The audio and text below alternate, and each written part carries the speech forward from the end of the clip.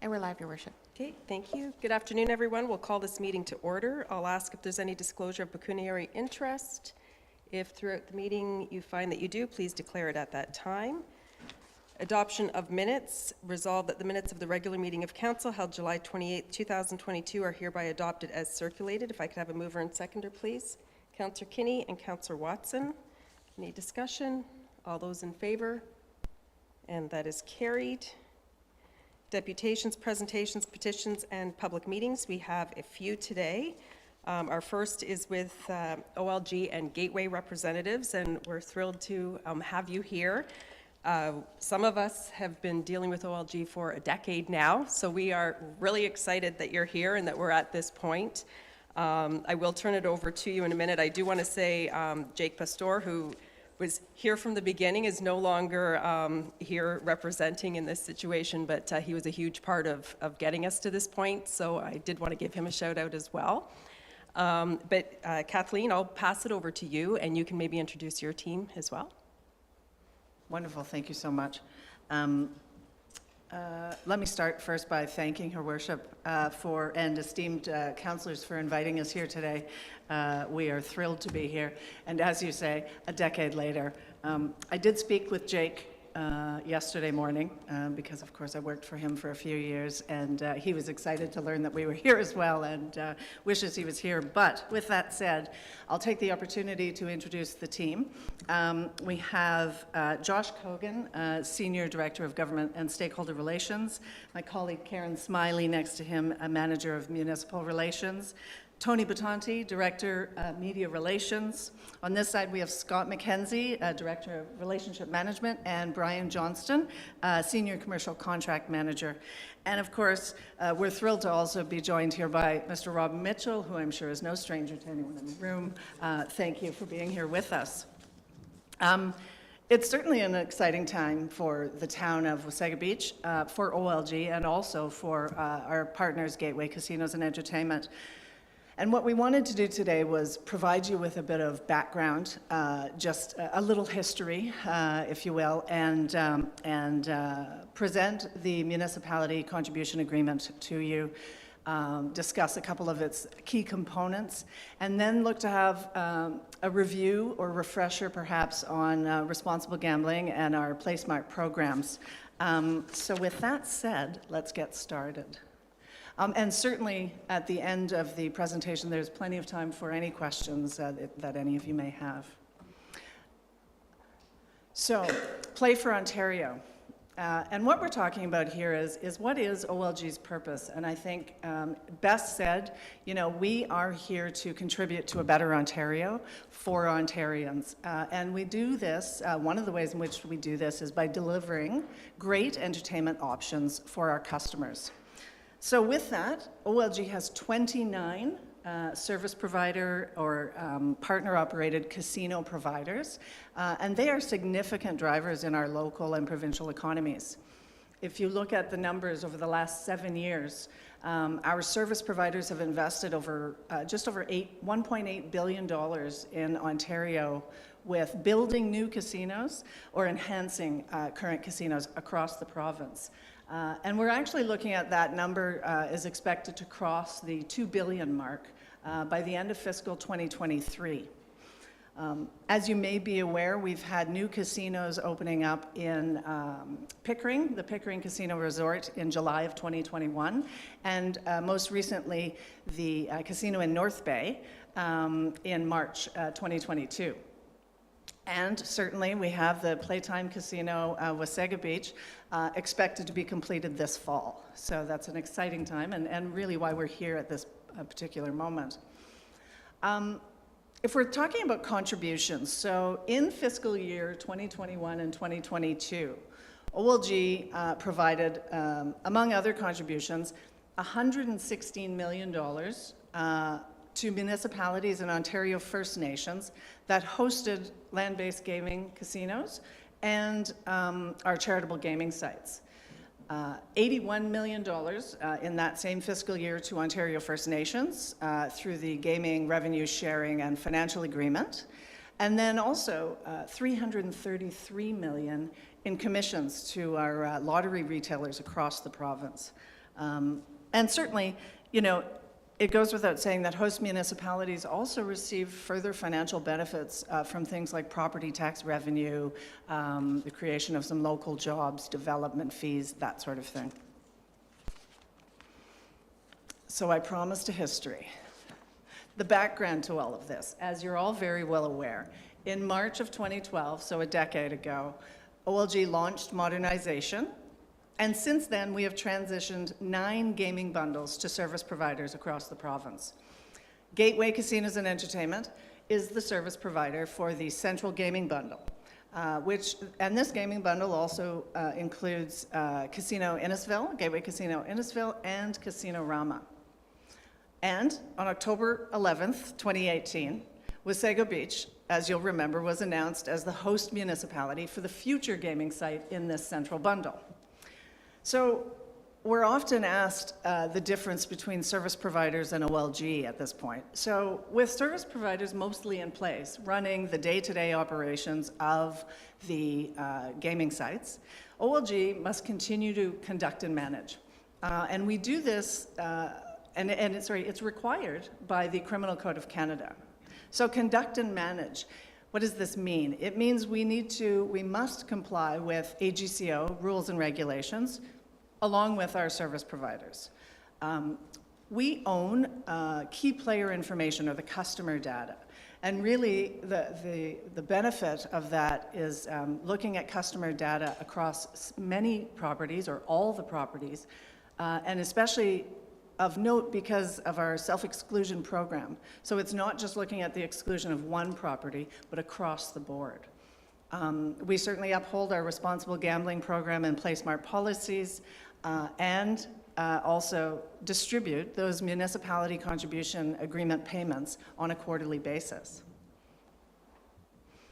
So when I talk about the regulations and agreements, there is Regulation 8112, and that's really that is set out by the Ontario Lottery and Gaming Corporation Act of '99, and it sets out and establishes what is required for establishing a gaming site. As we all are very well aware, back in 2012 in November, Wasaga Beach Town Council passed a resolution that stated you were prepared and to be a willing host of a gaming facility. And so with accordance of 8112, it's necessary to obtain public input when wishing to establish this gaming site, and then provide this public input back to OLG in writing, a description of the steps that you took in order to gain this public input, whether it's a public meeting or surveys, that type of thing. And then you must provide that summary back to OLG. Of course, this has all taken place, and the town of Wasaga Beach is fully 8112 compliant. And so, the Municipality Contribution Agreement. This agreement is an agreement that all municipalities across the province who host gaming sites have.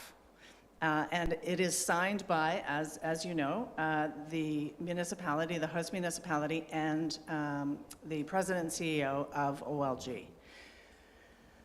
This agreement is really so that OLG can provide direct support to those municipalities and communities across Ontario, right, who are hosting the gaming sites through these quarterly payments. The payments are made under a fair, equitable, and consistent formula across every municipality contribution agreement. The only difference between any MCA are the signatures and the addresses. Otherwise, the formulas are fair and consistent across the entire province. And we can see here on the presentation, if we look at, and I won't read all of that obviously, but if we look at the first section A, this formula is within every MCA, and so the first portion is the municipality is to receive 5.25% of the first 65 million of electronic game revenue generated in each operating year. And then it is a graduated scale of percentages. The next would be If that revenue is greater than 65 million, then it would be 3% up to of the next 135 million, and so on and so forth. There is a section B, which includes the 4% of live table games, if any. And so what we require is that this is to be signed by each of the host municipalities, and then post day one of opening, payments are made on a quarterly basis, and they're made 21 days following the end of that quarter. So depending on the time frame, but payments would be made that 21 days. So the last quarterly payments were made on July 21st, and so on and so forth. On the day of payment, myself or my colleagues send Mayor, CAO, an email with the contribution statement for that last quarter, and a news release that OLG certainly sends out and can be obviously used by the town of Wasaga. Within the MCA, among other clauses and sections, is Section 5, and this speaks to the Community Recognition Program. The Community Recognition Program is a jointly designed program between each host municipality and OLG, specifically some of us in this room. It's a really important program. It allows and gives an opportunity for host municipalities to showcase and display, where the money is going in your community. It certainly promotes fiscal accountability, transparency, but it really does outline, the benefits of hosting a gaming facility in your community. And the program demonstrates the previous year's revenues. And there are many types of CRP events. It doesn't always have to be an event. It certainly can be a social media blitz or an ad campaign, that type of thing. But of course, the ever popular big check presentation is something that is done across the province. We see things like, ribbon cutting ceremonies at cricket pitches, new sports arenas, the unveiling of a new fire truck in some cases, boardwalks, revamped downtown areas. It is certainly up to Her Worship and Council to figure out where that revenue is going to go. There are also some communities and municipalities who have community grant programs where they give money to local charities at their discretion. They're wonderful events. I'm very lucky to be part of these events across the province, and certainly we look to the municipalities to invite local media and really make sure that people are aware of what's happening in the community from that respect. I won't stay on this too long, but town criers are also a favorite. Finally, just in terms of OLG in your community, so we are members at over 26 chambers of commerce across the province. And we're really looking to maintain a presence in the community with the business and with businesses in the community. And we mostly do this by looking to sponsor and partner with your chambers. We are a member of the Wasaga Beach Chamber of Commerce, and we look to work with them to sponsor events typically like business awards and that type of thing. It's a great opportunity for us to occasionally partner with our service providers, with the chambers, and continue to deliver our message. And finally, one other way we work within your communities is through our wonderful sponsorship program. We are proud supporters and proud to work with communities across the province, bringing some of your local events to life. And I think I was told by our sponsorship team that we're indeed sponsoring the Stonebridge Wasaga Blues Festival this year in September. I was hoping it was going to be now, but That's okay.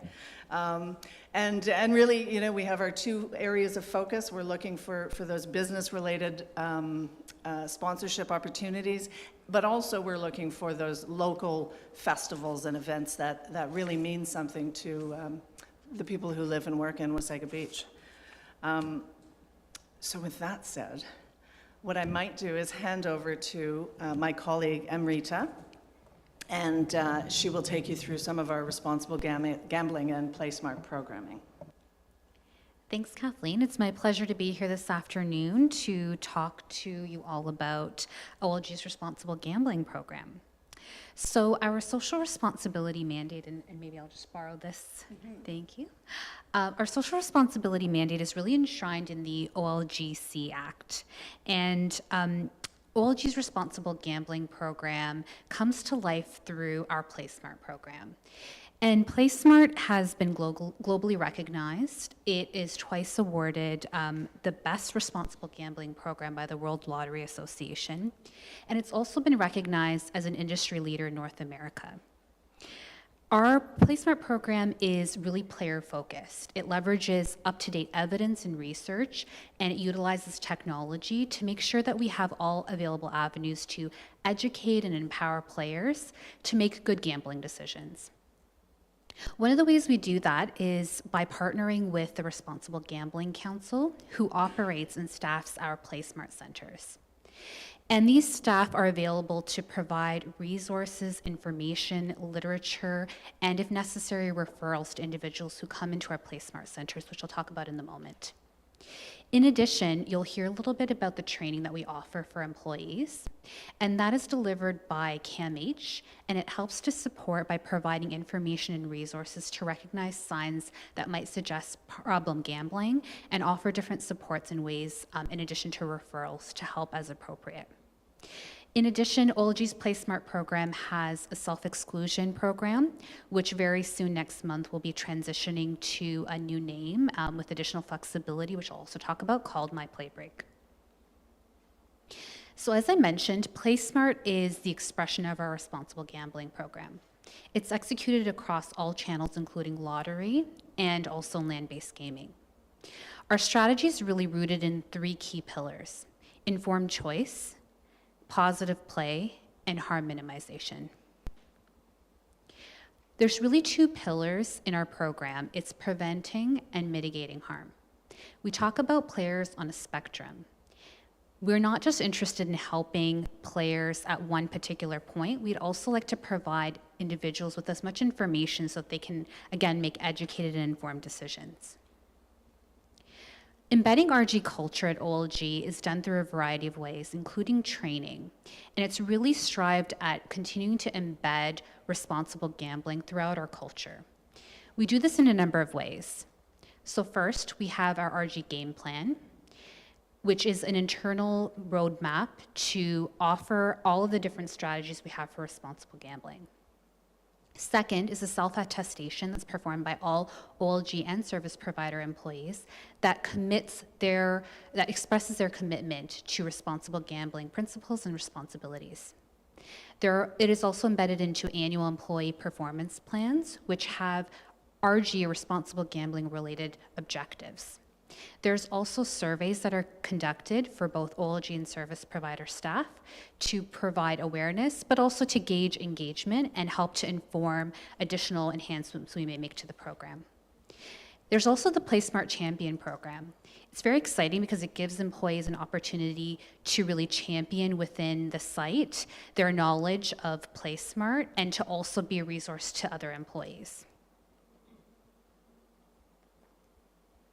I'm having a little trouble with this clicker. Oh, there we go. And finally, the Placemark centers. So Placemark centers were redesigned in 2017, and we really call it kind of the hub for people to come in and get information, but it's also a place for them to take a break.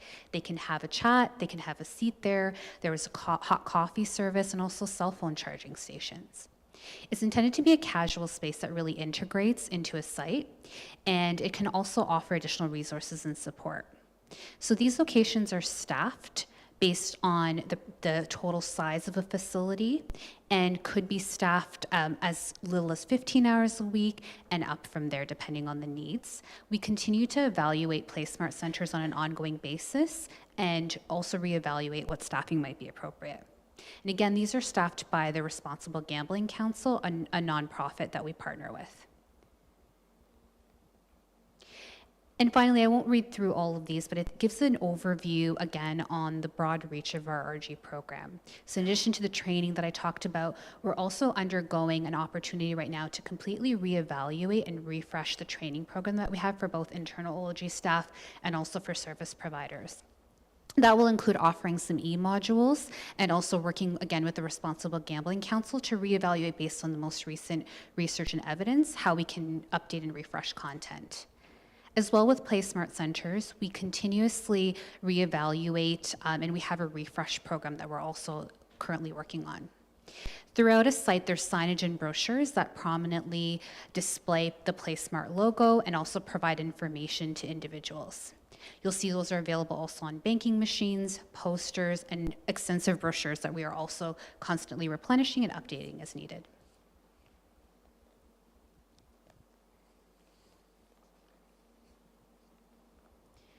And as I mentioned, our self-exclusion program next month will be transitioning to a new concept called My Play Break. That was decision was based on enhanced academic research, jurisdictional reviews, and also extensive consultations. The idea for this enhancement is to really shift the program from more of an enforcement-based and compliance-based approach to really being empowering for the individual. Some of the key principles of this program enhancement will be removing barriers and allowing more flexibility for individuals. In addition, we have facial recognition technology that also helps to support the self-exclusion program. And we are also currently on the cusp of considering the expansion of our My Placemark tools. These are limit-setting tools that allow players to set time or monetary budgets, and there's notifications that are related at various junctures of when the budget is reached. And these are available currently at select casinos, and we intend to continue the expansion. In addition, there's Placemark.ca, which continues to have constantly updated resourcing and information and goes all the way from how to play to interactive videos and other information that players can access to continue to make informed decisions. In addition, we have here a few other additional RG safeguards that we have, including a site plan that has an overview for every single site, a template that provides all of the information related to where materials are located with respect to Placemark and RG. We have our RG check accreditation program. This is again developed in partnership with the Responsible Gambling Council, and it is undergone by all of our sites, and that accreditation is required on an ongoing basis. Lastly, we have player aids and new game screening, which is an extensive process that's undergone before a new game is introduced.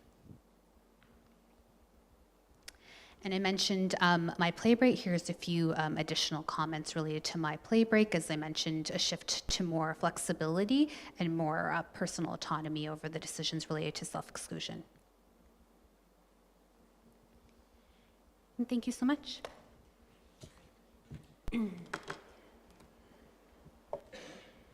Thank you, Amrita. So that's really it for today from OLG. I just want to end by saying, you know, we certainly acknowledge and appreciate the steps that the municipality has taken to get this project to this important stage and where we are today. You know, it doesn't certainly go unnoticed the due diligence that's required to get a project of this magnitude ready for construction, etc. So we wanted to thank you. We look forward to working with all of you in the future and continuing to create a strong relationship with ourselves, yourselves, and of course our partners at Gateway Casinos and Entertainment. And thank you for your time today.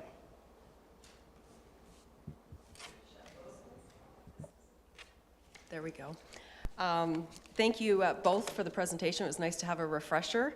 One thing I would like you to just reiterate, because we did have someone in the community who was claiming that they could negotiate the contribution agreement and all of those things, and as much as we would say, no, that's not how it works. So I think following this meeting, that may still be a comment. So if you can just reiterate that this is across the board. I think Toronto might be the only place. No?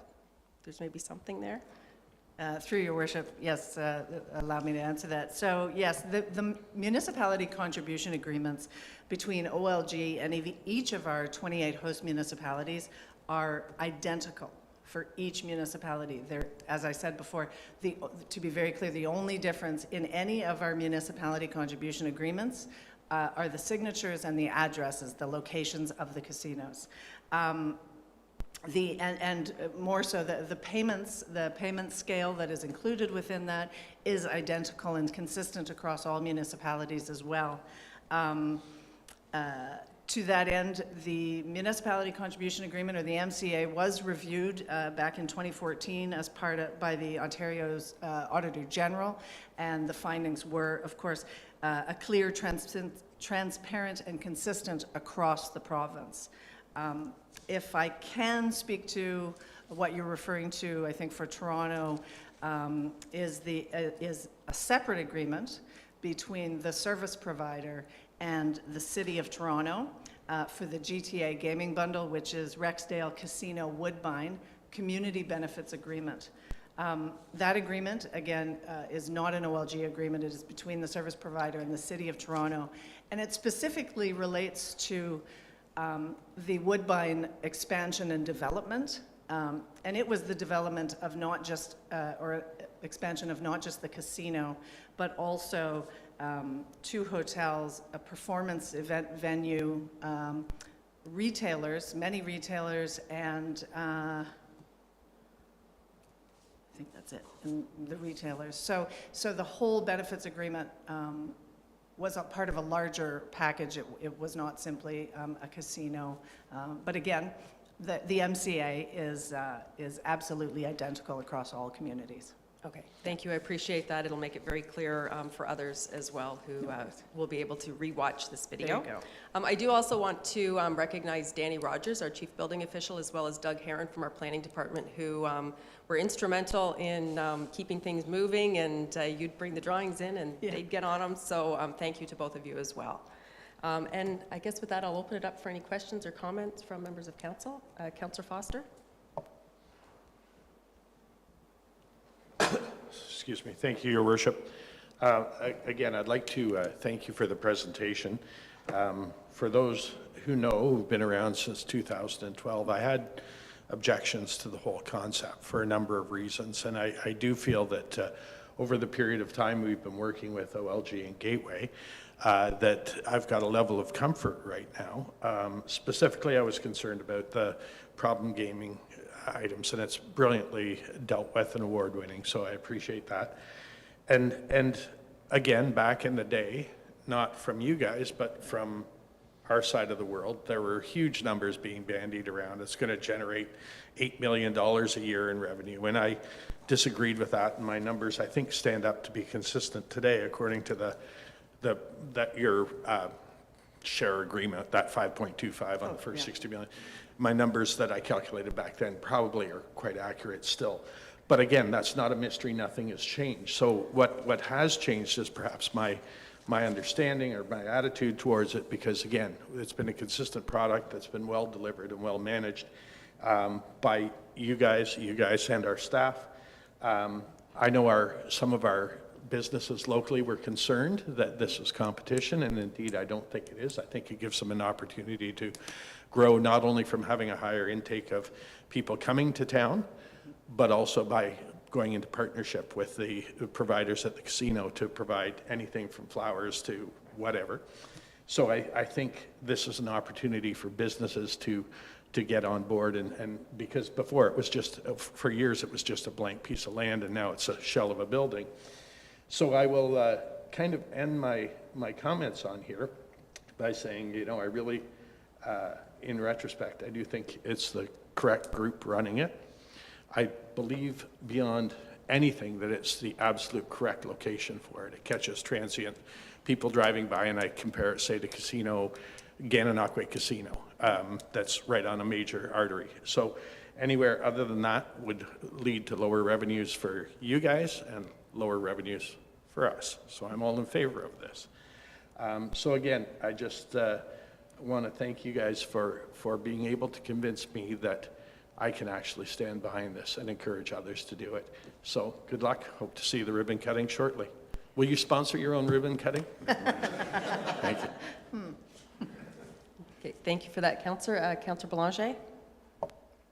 Thank you, Mayor Byfolchi. And if this question can't be answered by someone in the room, it's okay. But you had talked about Woodbine and the greater expansion, and we had originally been indicated that there would be a small hotel in combination with the casino, and I just didn't know if anyone in the room knew the status of that, or whether that was private, or whether Gateway was involved. Thank you. Okay, if you wanted to join, you'll have to use a mic if you don't mind. Please, Rob. And this is Rob Mitchell from Gateway. Your Worship. Sorry, which one? Yeah. Oh, you have to use Oh, sorry, okay. Forgive me.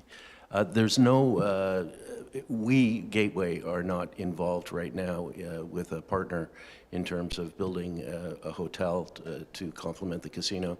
But I've heard the same rumors you have, and certainly at other sites that we've built and completed, there has been an interest, and certainly, for example, in North Bay, there are rumors of a new hotel locating adjacent to the casino there.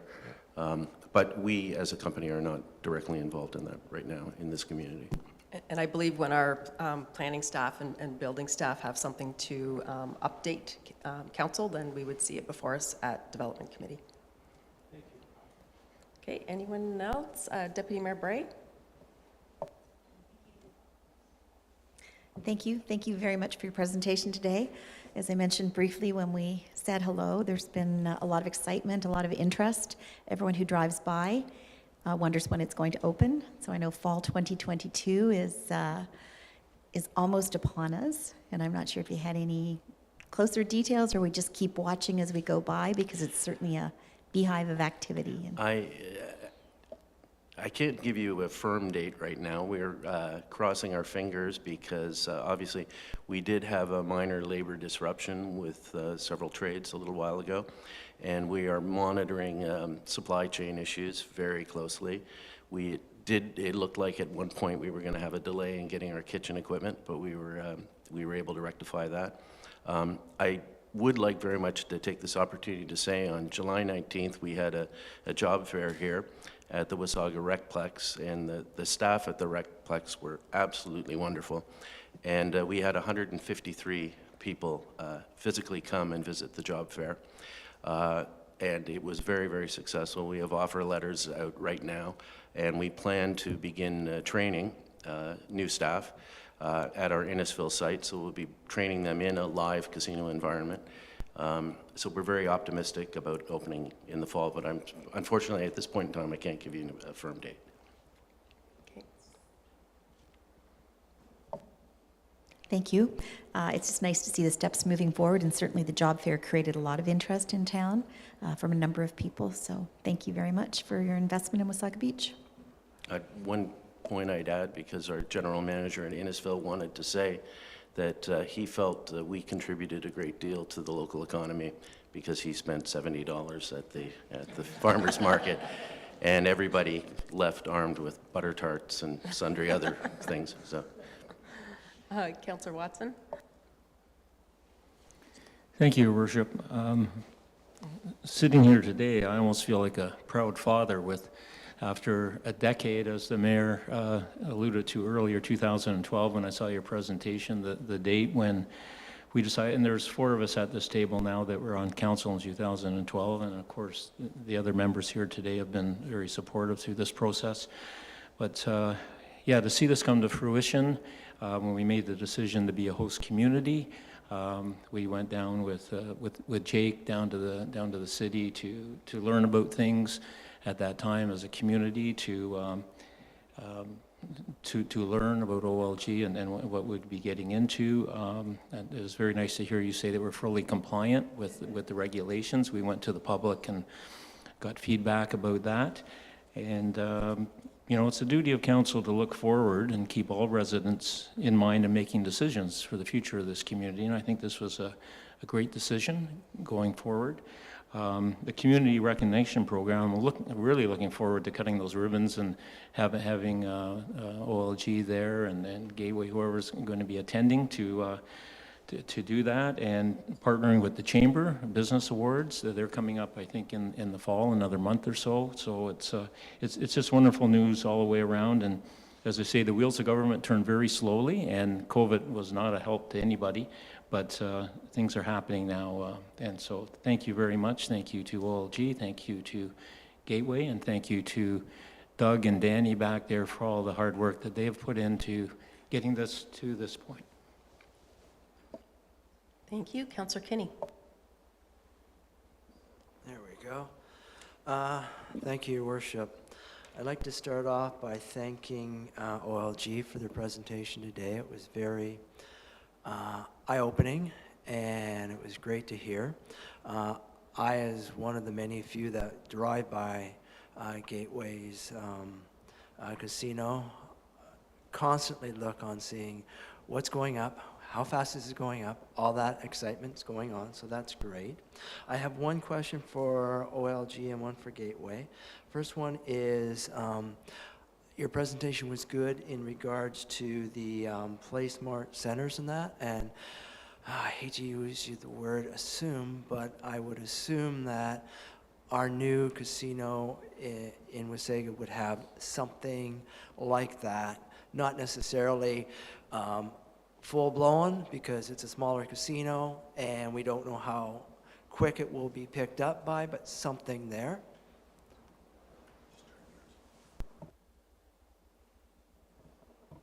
Thank you for the question. Yes, so we're very excited to say that it will in fact have a Placemark center. I believe it is one that is not, it will not be a kiosk, it will be a full Placemark center. It will be staffed 15 hours a week, and it will be the complete modern model that we offer. So we're really excited about that. It has the look and feel similar to the photo that I shared earlier, and it will have a variety of information. It will have digital signage, and it will really be a place where people can come, as I mentioned, to take a break and to get some information. Thank you so much for that answer, and I'm happy that we're having something like that in our casinos, because everybody's human, and as a result of that, things can change. Now to Gateway, I think it's great that you had such a good turnout as far as staffing, because I know a lot of people were talking about it. But out of that 150 odd that showed up, is there any thought process on the approximate number that might be employed at the casino when it opens up? We actually have 141 scheduled positions, rounded it off at 140 in the news release, but it's actually 141.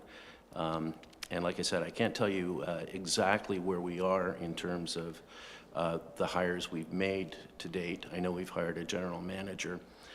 We have offered letters out there, and that I can't give you the firm head count that we've hired at this point in time. No, that's great, and heaven's sakes, you're a business. I don't expect that information. I just was hoping that we could hear that, yeah, we're going to have more opportunity for employment in our community, and I think that's fantastic. So, Your Worship, I'll finish off with just saying it's great to have another provincial partner at the table. I think that's awesome. Thanks to OLG, thanks to Gateway, and again, finally, thanks to the staff that helped over the last decade make it possible. Thank you. Thank you. Any other questions, comments? No? So we do have a motion in our agenda, but then I'll look for council's indulgence if we can also do the bylaw while our guests are here, and then it's totally official, if we're good with that. So our first motion is that council receive the presentation from OLG and Gateway pertaining to the casino facility update for information, and that a bylaw to authorize the municipal agreement, contribution agreement be considered at this meeting. If I could have a mover and seconder, Deputy Mayor Bray and Councillor Kinney. All those in favor? And that is carried unanimously.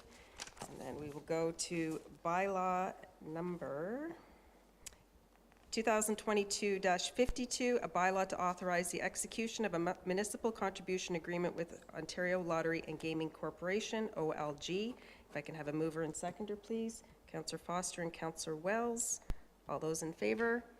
And that is carried unanimously. So we're good to go.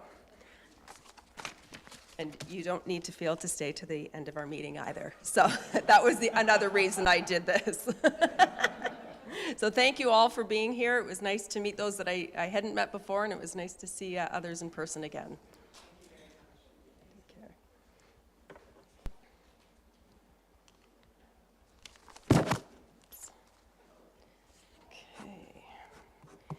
Moving on, our next presentation is Lise Patry of LXM Law, and she's in attendance to present to council an update pertaining to the purchasing policy.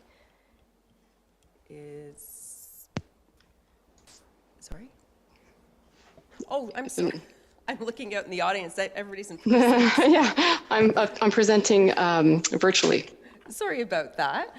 Go ahead. The floor is yours. All right, I'm going to share my screen, and I'm going to need some help from you to let me know, because I've got two monitors here, and when I do this, sometimes I'm not sharing the right screen. I think now I am. Do you see the title page? Yes, we do. Okay, perfect. So thank you very much for having me today. I have about 20 minutes to do a presentation that could easily take 3 hours. So I will proceed through some slides a little more quickly, but I'll be available for questions at the end of the presentation, should there be any. So without further ado, I'll move ahead with my presentation on the purchasing policy update. This is a project. So first, an introduction. My name is Lise Patry. I'm a partner at it's a law firm, procurement law firm, LXM Law, that advises municipal clients across Canada. We've done these updates for almost about 10 Ontario municipalities in the last year, so we have a lot of experience with them. So I'm a business lawyer, and I've been doing this for a very long time. So let's proceed to the policy project overview. So I'd like to, it's my pleasure to be here today with Counsel to give a brief presentation. But before going into the details of the new policy, I'd like to spend a few minutes overviewing the main drivers for updating the procurement policy, and to provide Counsel with an overview of the project that began this past April. So the primary drivers for this update are they're not so new anymore, trade agreements introduced in 2017 that apply to municipalities. So namely the Canadian Free Trade Agreement and the Canada-EU Trade Agreement. They contain procurement chapters that have very detailed rules that apply to municipal procurement that are not reflected in most existing municipal policies, and that's why everyone's doing their update. So also relevant are many recommendations made in two judicial inquiry reports that arose from high-profile municipal procurements, one in Toronto in about 2006 and the other one in Collingwood in 2020. So we drew on that. It helped inform this framework that we put in place, picking from the more salient recommendations, of course. So these, I would suggest, are the principal drivers for causing municipalities today to relook and update their old policies. And certainly when we looked at the town of Wasaga Beach's policy, we felt it deserved that update as well, as did the town, obviously. So the scope of this project. So the town originally had a purchasing policy that contained a mix of policy statements and some procedures. Well, with the new trade agreements, these were not reflective of today's standards. And of course, best practices in governance are to keep policy level direction at the council level and to rely on management to put procedures in place, the A to Z, and how to do things. And that's the approach we've taken in developing a framework that relates to purchasing. So the framework that we've developed includes a very detailed procedures manual that implements the policy, but also goes into much more detail, starting from planning a procurement right up to closing the contract. So it's a very comprehensive manual, the A to Z of how to do procurement and contracting for the town. We've delivered some tendering templates and contracting templates, all of which are aligned to the Ontario municipal market standards. So there's nothing new here. We're not reinventing the wheel. We're just putting something in place that's a lot more coherent and comprehensive that perhaps was in place before. So, and there's a lot of benefits to this, as I cover here. Having this framework in place is the best substitute for having your own internal procurement department. Everything's there now. It's simple. Staff now know what to do. Suppliers know what to expect because they'll always see the same thing being published on the tendering sites. And Counsel, CO, and Treasurer, the roles are clear, as I'm going to discuss, which ultimately results in less time wasted for everyone in the process and better value for money, as enhanced confidence in the bidder community, and better risk management and compliance. And I did have a slide, and in your materials, there's a slide on why compliance is important. Because I had to keep this presentation short, I've pulled that out, but it sort of gives you an idea that this is an area that is grounds for a lot of challenges, and that's the point I wanted to emphasize. And with this framework in place, it really brings down the risk of these challenges arising. So now let's turn to the overview of your new policy. And we're not looking at the procedures or the templates. We're simply looking at the policy, which I understand was provided to you in your materials today. So the policy, the key subject areas, and I'm going to touch on them in more detail after this slide, it really goes into the roles, the responsibilities, and accountabilities of all those involved in procurement and contracting for the town. It sets those procurement thresholds, which you had in your old policy, permitted procurement methods at a more general level in the policy. We deal with ethics and conduct and reports to council, management reports to council. So let's move to the delegated authorities. So the framework here is the council delegates procurement responsibility to the CAO, and the CAO is accountable to council. So you see here this little arrow that we see. So the CAO is responsible for ensuring everybody complies with the policy. And as my old boss used to say, it's the one belly button that the council can press if there's something goes wrong, is the CAO. So that's just the way this is set up as a delegation. And the treasurer is assigned administrative responsibility for developing the procedures, approving the use of different templates and contracts, assisting department heads in the interpretation of the policy and procedures. Effectively, the treasurer is the subject matter expert, the go-to, and this is where people turn to if they have questions on procurement. They'll go to the Treasury Department. And in the policy, department heads are responsible for all procurement contracting that occurs within their department. They do have the authority to subdelegate their authority to conduct certain tasks and do certain things, but they ultimately remain accountable for compliance within their department with the policy. So that subdelegation comes with a big responsibility for the department head. And council's roles in procurement. Council is the ultimate authority for the policy. It approves expenditures through the approval of budgets, approves the award of material contracts, and oversees procurement activities through the receipt of regular information reports. So a little bit on the delegated authority framework. If you've had a chance to look at it, you'll see we've got delegated expenditure, delegated authority for procurement, delegated authority for making contract amendments. So it's very clearly spelled out, starting with the expenditure authority. Council approves the budget that gives the general authority to spend, but we do have some exceptional expenditure authorities. This one is to commit up to 25% of the previous year's budget pending council approval of the new budget, and that's to allow business to continue. And in the case of emergency, this is very standard. The staff is given, the department heads are given the authority to purchase and spend if there's an emergency that they need to respond to. And that, of course, is accompanied with an immediate reporting obligation. And some room to maneuver for minor budget variances or minor unbudgeted variances without having to wait for the next council meeting to act on those. So it's a small amount, but it's just enough. And of course, there's always a follow-up with reporting to council on any of that. The delegated contract approval. So this is the award of competitively tendered contracts. This is the delegation, the approval delegation in the current policy. Department heads have the ability to proceed with the award of a competitively tendered contract up to $100,000 without seeking further approvals. The CAO must bless that award up to $250, between $100 and $250.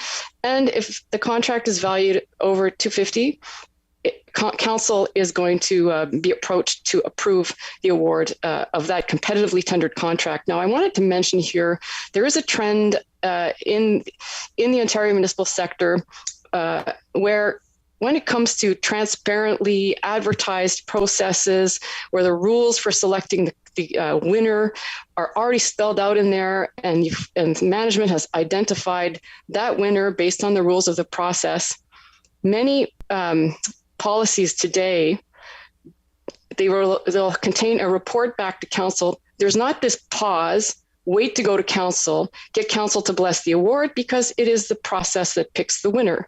And all of these awards are, if they're over $100,000, they're all posted. So the trade agreements have really pushed this idea of transparency. So for each contract that's awarded, a public notice is issued.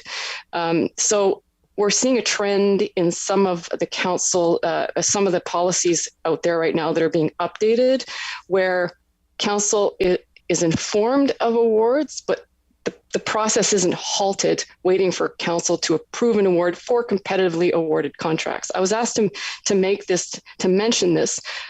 In our case, however, we have set the threshold. This is in discussion with management, the CAO and the treasurer, of course, at $250,000 in your policy. That is, I wouldn't say that's outlier when we compare you to your peers, but as things are being modernized and these discussions are being had, it's not uncommon to see council say, we don't need to be involved in stopping projects, waiting for our approval of a competitively tendered award. Okay, so exceptional situations. In addition to the 250 threshold, if there's an exceptional situation, management will present the contract for award to council for council approval to award. Contract exceeds the expenditure authority. Council will need to approve that. Award to successful bidder not recommended by staff. So let's say the process picks the winner, but staff does not recommend that the town proceed with the award. They would need to come see council and get that approval. Council approval mandated by statute, of course. CAO recommends council involvement or approval, and that's sometimes where there's something a little that could become very visible publicly. And I've had that experience where CAOs who don't have the requirement to go to council have decided to go to council anyway, just to make sure council's comfortable with the direction that's being taken. Okay, so now we've got here the non-competitively awarded contracts. As we see, because these are much more, they're much more sensitive, the thresholds are much lower before management involvement or council involvement kicks in. So up to 10,000, the department head may make purchases without a competitive process. They are encouraged to compare prices and to get quotes, but they have up to 10,000 to use their discretion to decide whether they're going to get the quotes or not. This is in line with our benchmarks. We did do a thorough benchmark among all the Ontario municipalities. Used to be at 5, people are moving to 10. I would say by and large the group is at 10 now, allowing the direct purchase under 10,000. Over 10,000, and up to 100,000, the CEO must approve. It has to be justified based on one of the enumerated justifications in the current policy, which align exactly to the trade agreements. So this is what everybody in your sector across Canada is now looking to when they justify it a non-competitive procurement, these enumerated exemptions, and they are in your policy. Similarly, over 100,000, because things become a lot more visible, because the trade agreements kick in at about 100,000, council will be involved, and council will need to approve a non-competitive procurement based on, again, one of the enumerated justifications. And just so you know, again, to push a transparency, if there is a non-competitive procurement, the trade agreements require that that contract award be, a notice of that contract award be published along with the justification that was relied on to non-competitively award a contract. So again, enhanced transparency.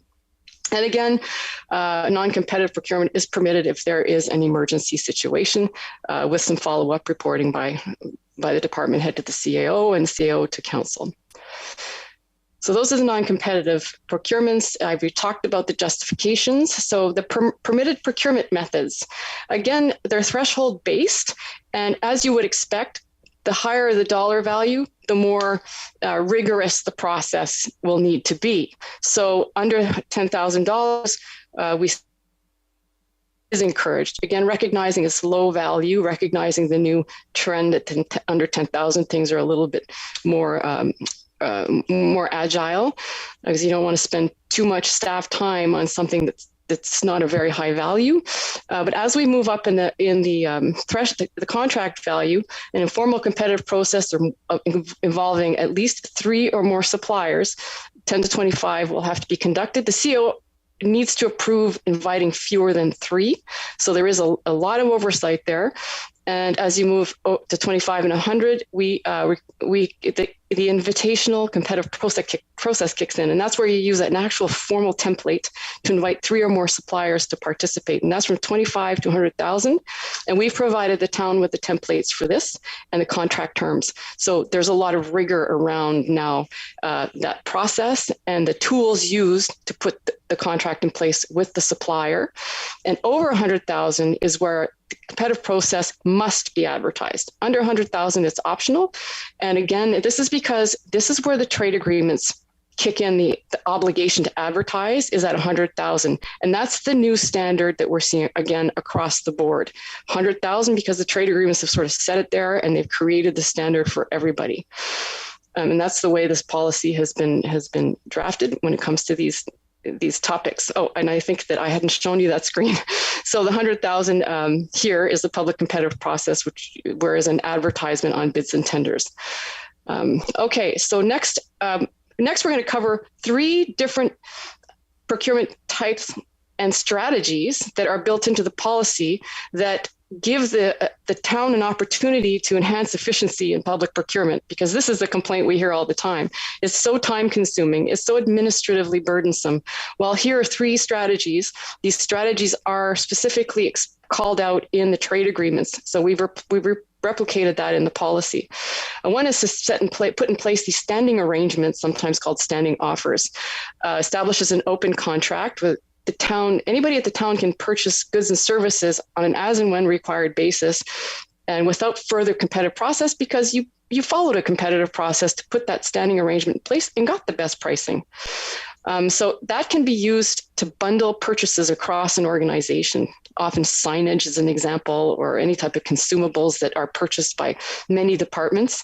Once that's in place, you don't have to conduct more procurements for each purchase. You've already done that, it's in place, so then it becomes seamless, that acquisition process. So good efficiency driver there. Another good strategic approach is to set pre-qualified supplier lists, and it helps improve efficiency of future procurements. Although it's a public process to put that list in place, once it's in place, you can say, I've already set my contract terms in place with these vendors. I've already vetted them. They're good. They're qualified. You can go straight to that list and just do a price-based competition and without worrying about the contract terms, because you've already dealt with that, getting the insurance and so forth. So again, it helps build efficiency in the public procurement process, the acquisition process. And then the last strategy that we've built into the policy, that again is something that's gaining a lot of traction and use in the municipal sector across Canada, actually, is this cooperative purchasing and buying groups. And this covers a multitude of types of situations, but the town can join buying groups as a member and use their standing offers. So what that does is, now there's Sourcewell, there's even private sector buying groups. All they do is they competitively tender these standing arrangements, they put them in place, and if you're a member, if certain conditions are met, you can use those standing arrangements. And some of them really focus on commonly purchased goods and services by municipalities. So the efficiency is you avoid the need to administer your own procurement. The contract has already been publicly tendered.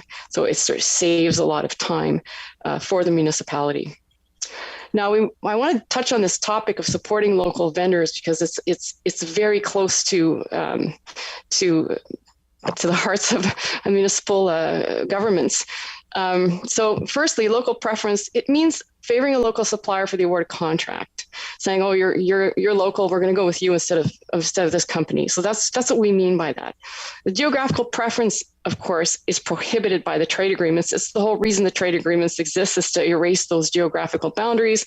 And so everyone's treated the same across the board. So that means over 100,000, if a local preference is applied, it is not consistent with the trade agreement. So there is a risk of a challenge if those types of local preferences are applied for the larger value contracts.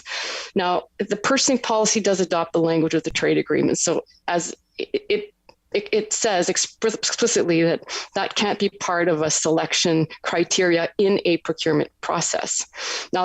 Now, that said, there are opportunities in the framework to engage your local suppliers and to invite them to participate in competitive procurements, particularly under 100,000, which are not governed by the trade agreements. In how you would encourage that is to just basically invite them to bid on certain invitational processes. So you would select suppliers that are locally based in order to have them bid on a town opportunity. So that's a strategy that is now sort of being looked at as the best way to engage the local vendors.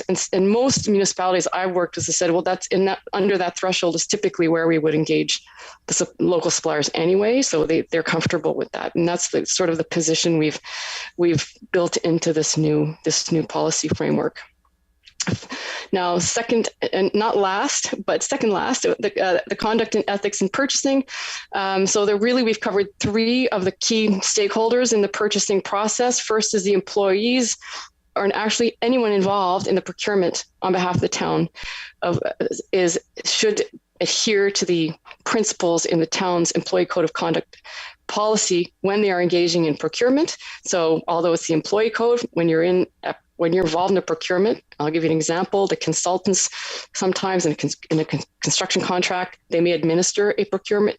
They'll be expected to adhere to those same principles and to declare any direct or indirect interest or personal interest in a procurement or potential contract. So because they're conducting that procurement on behalf of the town, they have to abide by the same standards any employee would have to abide by from a conduct and ethics standpoint. And the council, we do iterate that similarly, the council must respect the council code of conduct policy, but also, and this comes from both inquiry reports, remain at arm's length from staff and suppliers in the procurement process and not receive information or documents related to a procurement during the procurement process. Those were key recommendations made by those inquiries. And it's just a question of making sure that process does not become politicized.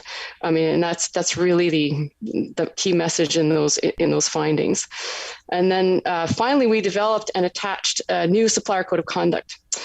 So it applies to suppliers and bidders as contractors. We've incorporated that supplier code of conduct into the tender template and the contract template. And that really sort of enhances the town's ability to hold them accountable to the requirements of the code. And violations may lead to disqualification from a bid process, suspension from bidding, which would be that's pretty serious, and termination of contract if a supplier is in violation of that code. And then finally, we've got the reports to council. So council, appreciating that council was involved at lower levels historically, there'll be some quarterly reporting on contracts awarded or amended with a value over 100,000 presented to council. And every year, in order to leverage some of the lessons learned in this project, the Treasury Department has committed to perform an annual a review and reporting on spend analysis to identify opportunities for strategic purchasing. And that's what we were talking about, buying groups and standing arrangements and pre-qualifying suppliers, that sort of thing. So there'll be an analysis done every year to see if there are opportunities to do something different and more cost effective every year. And that report is going to be presented to Council as well. And that's it for my presentation. And I apologize. I know it was very quick, but hopefully enough for you to start with as you review the policy. And I'm available for questions now if anybody wants to ask questions. Okay, well, thank you very much for that presentation and for our CAO's new nickname, Belly Button. Jocelyn, you've joined us at the table. Do you have anything to add before I open it up for questions? I just wanted to Your mic. Thank you, Your Worship. I just wanted to express thanks to Lise and her team and George, our CAO, and Adam Mighton and myself. We worked with Lise and her team. It was a very detailed process. We had several meetings. We've gone through this a lot. You can see from Lisa's presentation how detailed this whole process has been. I think we've done a really good job of being able to isolate the changes that were needed and bring it forward. We've presented it to our department heads initially, got some feedback from them. We're going to be providing training to them, so all this detail is able to be understood and followed through. So for today, our goal was to bring this here, present it to you, have a month to be able to think about any comments or feedback you'd like to give us, and I'll bring it forward again in September to actually request approval based on any comments or feedback I receive from Council. Okay. Thank you. Thank you. I'll open it up. Councillor Kinney? Thank you, Your Worship. I think Deputy Mayor Bray was first, but I'll quickly ask the question, either to Jocelyn or to Lise. You'd mentioned, and I hope I got the term right, pre-qualified suppliers list. That document or substance, how often, or it might be in the policy, would you review that list? And subsequent to that, if you initially develop the list and a new supplier gets on, is there mechanisms for the new supplier to say, hey, I want to be on that list? So that's two questions. I can answer that. I'll answer that if you don't mind, Jocelyn, because it's complicated. Okay, so and this is all trade agreement stuff. That list, if it is, so you've got to assign a validity period for your list. And if your list is valid for 3 years or less, then you don't have to refresh it more often than every 3 years. If the list has no validity period or a longer validity, you have to put a notice inviting suppliers to apply to be on the list every year. So typically, you'll find that those lists have a duration of 3 years, because you might not appreciate that people don't want to start doing new calls every year for new applications to get on the list. There is one exception to all of this, and is if you're about to let a contract for over $365,000, you have to, you have to publish the RF, usually it's construction, let's say the RFT, and because the EU companies may be interested, you have to give them an opportunity to be added to the list before you run your tender. It's a complicated answer, but that's how it works. But what you'll typically find for organizations that are up to speed on the trade agreements, the validity of their lists are 3 years or less. Thank you, Lisa. And you're probably right, it's complicated, but you made it quite simple in your explanation. Okay. And I thank you, Your Worship. Thank you. Deputy Mayor Bray.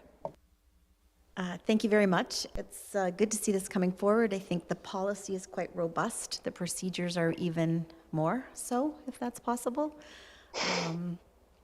So I think it really does give clear direction to staff, which is obviously needed. It changes the process a little at Council. I know one thing sitting at Council I missed was in the past, reports would come forward and they would be different depending on which department submitted them. So I think we will see less reports, but that there will be a consistency with these templates, which is great, so thank you for addressing that. The one thing I didn't see, and I know it's listed on your list, so it's somewhere I just missed, is the green procurement. So part of me was hoping that our purchases could go through a sustainability lens before they hit the check being cut to a supplier.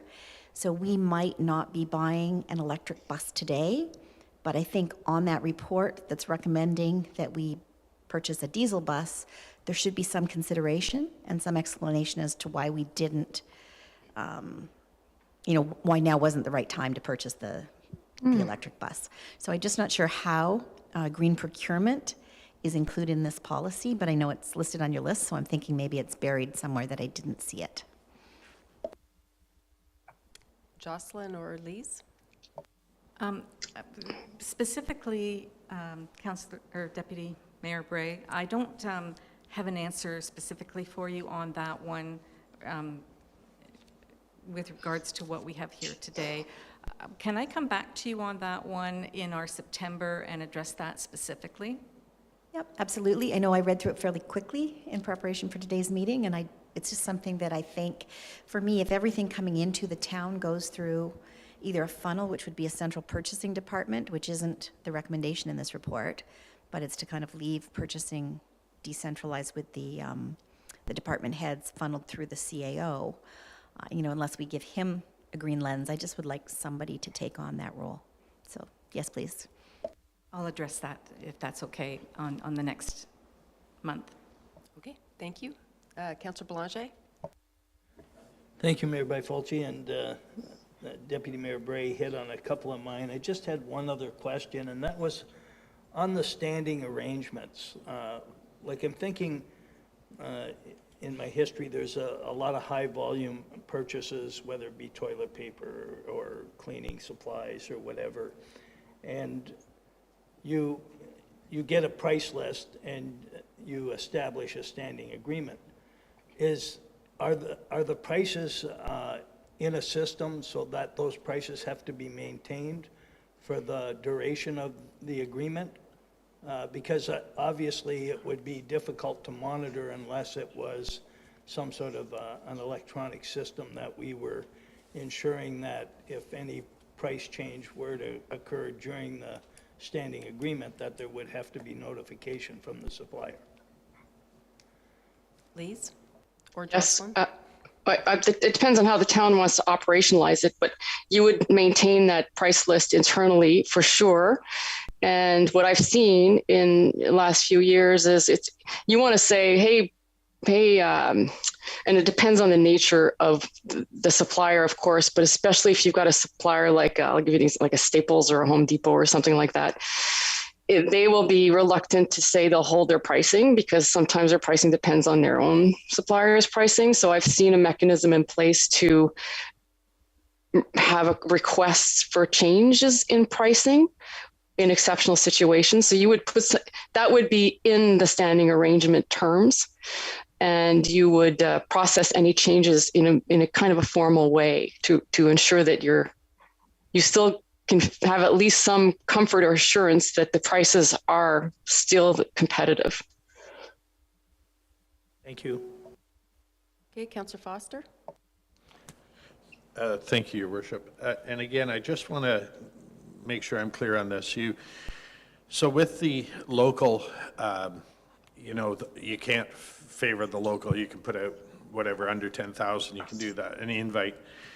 But oftentimes, or there has been in the past when we've been dealing specifically with things like engineering or construction, where there's some, recognition of proprietary info. So a supplier of ours who's done a number of projects and therefore has an understanding of, the next scope of the project. Is that factored in anywhere under the trade agreement? You're talking, well, there's a couple of things going on there. So number one, the trade agreements say you can't require prior experience with the town. You can't make that a cutoff. that supplier is going to have an inherent incumbent advantage, is what they call it in procurement. That it's other vendors are it'll be hard for other vendors to beat. So I'm hearing you is talk about incumbent advantage. They understand you guys. They have pre-existing materials that they can rely on or refer to that other vendors won't have. They'll end up having an inherent advantage in any competition. It's hard to say on that basis alone that you're just going to work with them. If there is we need their intellectual property, and that's the only way to get it done, then that's a justification. So that's one of your non-competitive procurement justifications. Part B, if I may. You also, again, I don't know what chart it's irrelevant, but one of the things we found from COVID, and we find from time to time, is you've got thresholds there that say, and I believe it required a minimum of 3 bids. Mm-hmm. Yeah. There are more and more situations where we can put it out to tender and not get the 3 bids. So that there is a proviso somewhere in the fine print on that. Are you, just so I understand the question, so under 100,000, the department heads are required to identify 3 qualified suppliers that are going to respond to an RF whatever, and you're saying, I might not get the 3 responding. Mm-hmm. And does it provide for this issue of not getting 3 bids back? And the way we've structured it is that they've got to find 3 qualified suppliers. We haven't said those suppliers have to indicate they're interested in bidding, and it's something we could consider adding if that's what you'd like to see. Maybe I misread, but it does say quotes from 3 or more suppliers. So you go, if you put it out in this, it may be a qualified supplier, but they say, yeah, we're not quoting because we're too busy elsewhere, or supply chain or whatever. I would hate for them, we can't hamstring the process on supplier challenges. We have to, if we need, to quote Councillor Belanger, toilet paper or printer paper, I mean, there's some things that just can't wait, if you know what I mean. Yeah. Yeah, and then the CEO has the authority where it's justified to say, okay, we'll live with 2, and that's about it. We'll live with 2. Okay, thank you. Any other? Oh, sorry, Councillor Foster. Sorry, I'm on a roll. The Part C, and it just was a little clarification of a sentence here. Under the Code of Conduct policy, is this from the trade agreement? It says also must, it's on, I don't know, slide 35, it doesn't matter, but not receive information or documents related to the procurement. No, it was somewhere down. Anyway, under the procurement policy, as far as we're sitting there, the Code of Conduct is very clear that some things have to remain in camera and can't be negotiated in public forum. Okay, thank you. Absolutely. Thank you. Okay, Councillor Watson. Thank you, Your Worship. I like the looks of the new policy. I think there's a lot of efficiencies built in to the process now, which will streamline it for the municipality. Going back to Deputy Mayor Bray's comment about the green initiative or the green technology, can that be included in the culture of the organization going forward, that we would, maybe not instruct, but encourage department heads and so forth that, we're looking to take advantage of these green initiatives, and this is how we'd like to go, or building into RFPs, one of the scoring criteria that, if we're looking at buses, and that we could put something in so that we could address those as they come in, and if a green one comes in double the money of a diesel or something, well, we're going to make those decisions at the time. But would that be fair to go in that direction for a council? Thank you. Lise? Or This is, I guess my response to that is, if you want people to turn their minds to that, and for that to be something that's always thought of, we could put that in our templates, and we could be very clear that, and put some instructions in there and in the user guide, that this is something that has to be considered in all of the procurements. We would just need to understand what the direction is. for staff in order to properly represent it. Because they're using common templates now, every time they pick up a template, they're going to see it. And it's can be a quite effective way to remind staff as they're developing their specifications to think about that. Thank you. That's great. Thank you. Okay, anyone else? Okay, thank you again, Lise, for being here, and we do have a motion that council receive the presentation from Lise Patry of LXM Law pertaining to the purchasing policy update for information, and further that council table the new draft purchasing policy for comment and/or direction to staff for final policy presentation in September. If I can have a mover and seconder, please. Councillor Watson, Councillor Kinney. Any further discussion? All those in favor? And that is carried. Thank you again for joining us today. Thanks, Jocelyn. Bye. Thanks. And next, we have a deputation from representatives from the Wasaga Beach Community Theatre Group. So if you wanted to join us at the table, thank you for your patience back there. Our first items went long.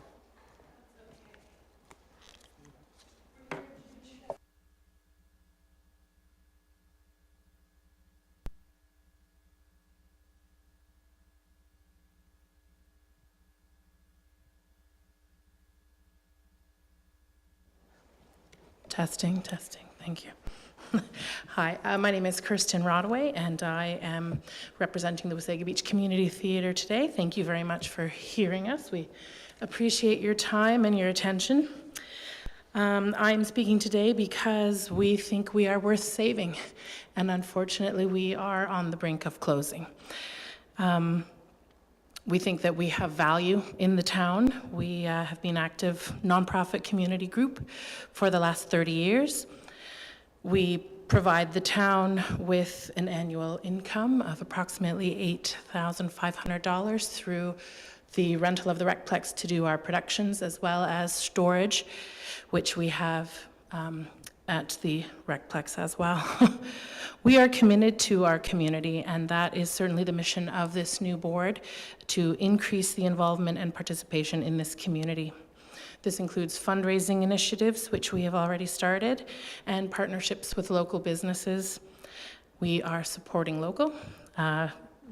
Partners include The Beacon, Canadian Tire, Grandma's Beach Treats, Remax by the Bay, and we are cross-promoting those businesses both on our social media and websites, as well as them promoting us together. So it's an outreach that we have taken on as an initiative, this board. We support and promote the Parks and Rec, the Gaslight Theatre, and we sponsor the Worsley Public School Dramatic Arts Award. This fosters a relationship as well as benefiting our members. Finally, the town of Wasaga Beach and the Wasaga Community Theatre have enjoyed a mutually beneficial sharing of equipment and paraphernalia, like seating, lights, curtains, and we hope that this good faith can and will continue. Community theaters, not only ours, but generally provide local residents as an outlet to showcase their talents and self-expression. It offers many opportunities for locals to participate, whether that's viewing, acting, or just participating backstage. It's a chance to join a community. Cast and crew work together for months on a common goal, forming bonds, and building support systems and social outlets. For Wasaga Beach's predominantly senior population, this human experience created by theater is especially important after this pandemic that we've all experienced. We are in need so much. Please, sir, we need some money. Since 2021, our board has suffered one tragedy after another, with the death of our prominent member and VP. He was, in fact, the face of the group, really. His wife and our president at the time had health issues that have forced her to step down, and she is also no longer able to participate in any capacity. We lost several additional key board members for various health reasons, and that has left us with a skeleton board. We have 6 active members versus the previous 15 that we had last year. With only 4 of the original members left and only 2 members having joined, I literally showed up at the general meeting last year in October and was elected to the board right there. We, 7 people, are shouldering the responsibility of the survival of our theatre group. We appreciate and are reliant on the $3,500 arts grant that we receive from the town every year. Unfortunately, we did not receive that in 2020 and 21 for obvious reasons, leaving us to pay our running costs out of our production float.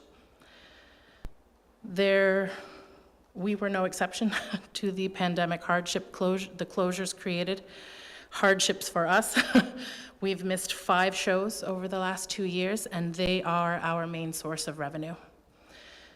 Naturally, we were still required to pay the $3,300 in insurance every year, even though no one was on stage. We continued to pay storage to the Recplex, $2,500 a year, even though we did not use any of the costumes and the lights.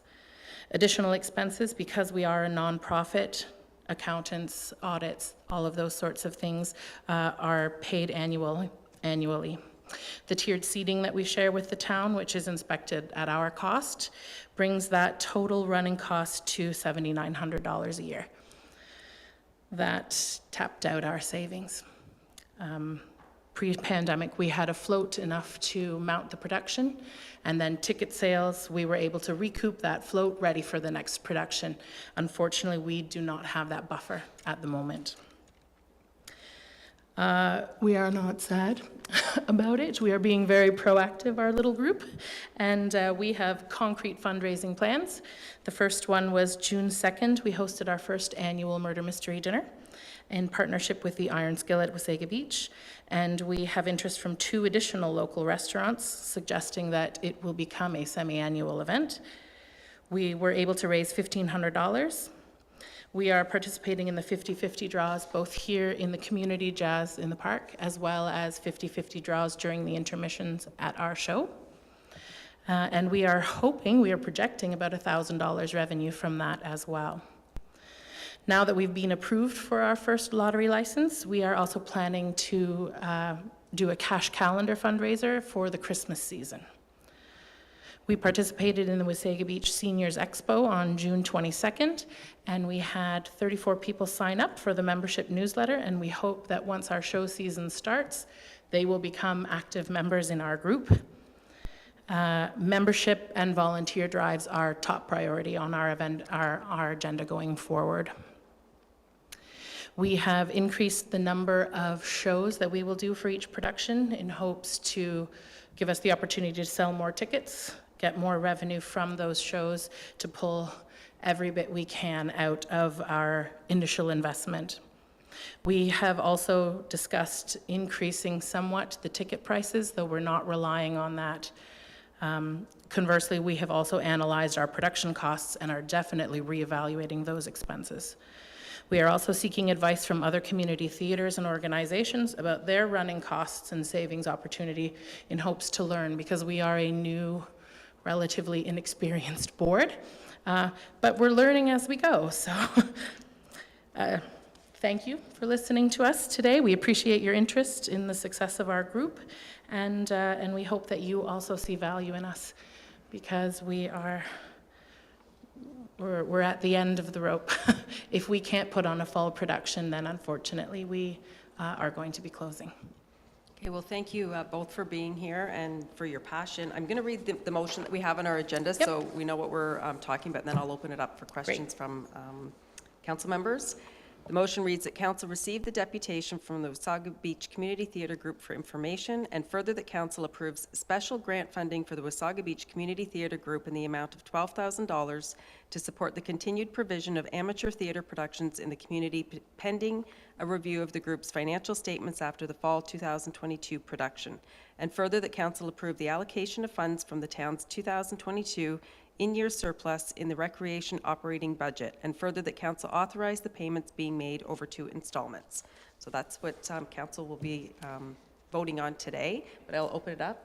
Deputy Mayor Bray? Madam Mayor, in an abundance of caution, I will be declaring a pecuniary interest on this. My business has in the past been a sponsor of previous productions, so I just don't want to see any harm to the decision that will be made today. Okay, so we'll let the record show that Deputy Mayor Bray is pushing back from the table. Councillor Watson? Thank you, Your Worship, and you definitely are worth saving. Absolutely. I go back to the beginnings of the theater group. I've had some of my children perform in those. I've tons and tons of friends that have performed in those productions, and in the past, not just currently, but I've supported it through buying an ad in your booklet for the play. So very much looking forward to the continuation of the theater group, and I'm very happy that we're hopefully going to support the recommendation that's come forward. Thank you. Okay, Councillor Kinney? Thank you, Your Worship. I too support the recommendations coming forward. Oh, heaven's sakes, I won't be as dramatic as you, but I do think you guys should survive. And like Councillor Watson, my wife, many years ago, was a participant, so have my kids been. So to go home and not support this is probably not a good idea. But I did have a question, and I don't know if staff could help me out with this. In addition to the 1,200, and I'm not by any stretch, Your Worship, looking at modifying what's on the table here, but I heard mention that there was some kind of a seating mechanism that is used by yourselves and the town, but you pay the yearly fees on that. I'm just putting it out to staff, and I don't know if I'm doing it right. Is there any way we can look at us assuming it, or is that something that has to come through? I'm just throwing that out to staff to maybe look at us looking after that annual inspection. Okay, first I'm going to correct you. You said 1,200, it's 12,000. I saw beads of sweat on their forehead. Okay, so thank you, Your Worship. Thank you, Your Worship, and that wasn't my attempt to be dramatic by any stretch. But I'm hoping I have expressed myself with regards to that arrangement. Maybe we can look into it. Thank you.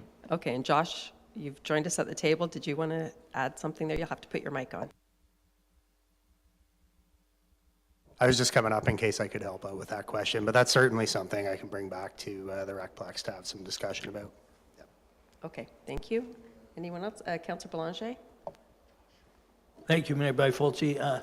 I'm totally supportive as well. I go back to a public meeting that we had quite a number of years ago where we asked our residency what they would like more of in Wasaga Beach, and they then built one of those letterheads, and the words were relationship to the replies, and arts and culture was the number one. It's a great synergy with our moving forward with the new library and arena and the redevelopment of our beachfront.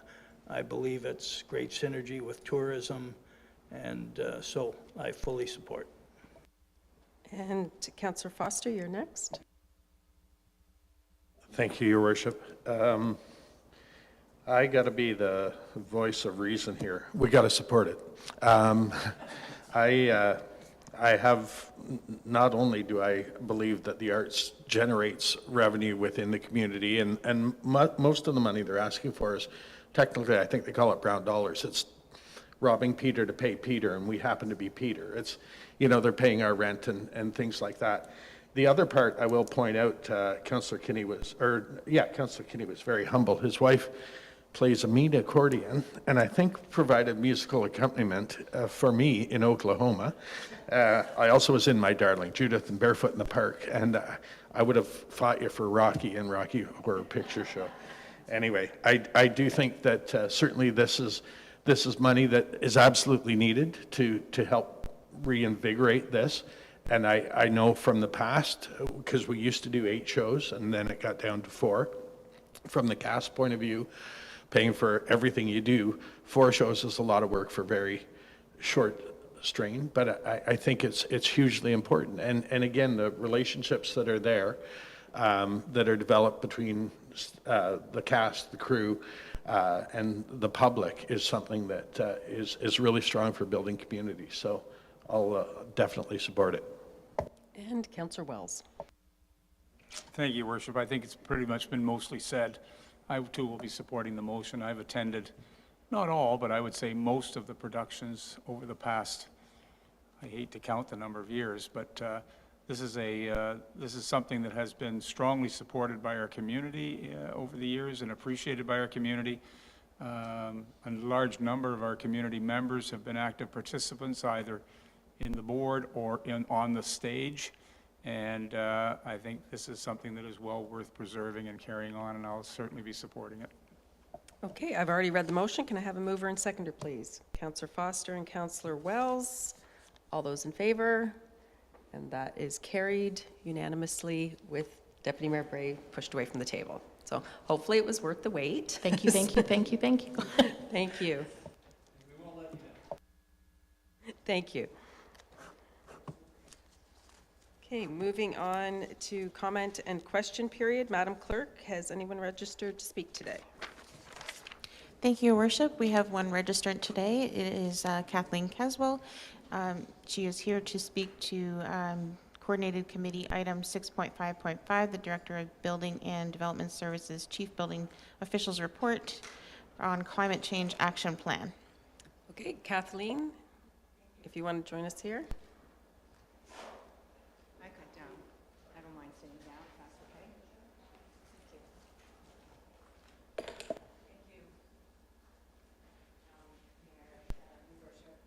We'll just get you to put your mic on. Thank you, Your Worship, and Deputy Mayor Bray and councillors. I'm here to speak to the report by Danny Rogers. I have 3 comments regarding that. And just a precursor, I just wanted to thank Deputy Mayor Bray and Councillor Watson for your comments about the green lens on procurement that I just heard you talk about. That's close to my heart. Yeah, so I do have the 3 points to make. But firstly, I wanted to take responsibility for any part we may have played in creating negativity between the Wasaga Beach Climate Action Team and the council members. We truly believe that the only way we can combat this existential problem, climate change, is by working together. So we cannot work together if we are antagonistic towards each other, and our only excuse is that we are passionate about climate change and impatient. I also wanted to say, before I get to the 3 points, that we believe that the town staff are doing an amazing job in running this town. And there are so many good things about living here, and that's why I live here. So, in regards to the report from Danny Rogers, charting our path forward, it gives us all much to reflect on. We particularly like the statements made by the author that we have a heightened awareness of a need to do more at the local level of government, and a strong desire has been expressed that the town should develop a climate action plan with tangible goals and outcomes. 3 areas I want to comment on. There is mention of a methodology by which the town establishes priority at the onset of each term, and the new term is starting soon. So we understand that this is how priorities are set, and we want to know how we can influence that climate action be incorporated in the next term's priorities. So mention is made by the CAO that the CAO facilitates discussions at a public setting, which I presume is a council meeting, and the report mentions that public input is sought at a couple of points in time during this process. So we would just like to know, or to have more information about how this priority setting methodology works, Perhaps it is documented somewhere and we could get a copy of the document. For number 2, Danny's report makes mention about the planning. Actually, Kathleen, I don't mean to cut you off, but I think it's better if we answer, if you have 3 questions or comments, so let's deal with the first one. Okay. Those priorities at the beginning of a term of council are set based on what those running in an election here, out in the community, and what they make as part of their platforms. So that is all put together, and that is when the new council will look at those priorities and determine moving forward what their goals for that term will be. But Mr. CAO, did you want to touch on that? Because you're usually the one to pull everything together. Thank you, Worship. So yes, what you've just said is very true, but in addition to that, staff bring to the table issues and current things that the municipality is dealing with or the province is requesting the municipality to deal with as part of the discussion. So there's members of council bring their ideas and priorities, and staff bring what they're hearing and some of the direction that the province and others are providing, and then that forms part of the discussion that leads to council's priorities. Thank you. So there's not a booklet to read. There's not, it just, that's how the priorities are set, and staff have a responsibility to bring forward anything that the municipality is required to do through legislation or anything like that. Okay? Well, there was comment in Danny's report that the public get at least 2 times to give input during this process. Danny, if you wanted to address that, and then we'll move on to the next question.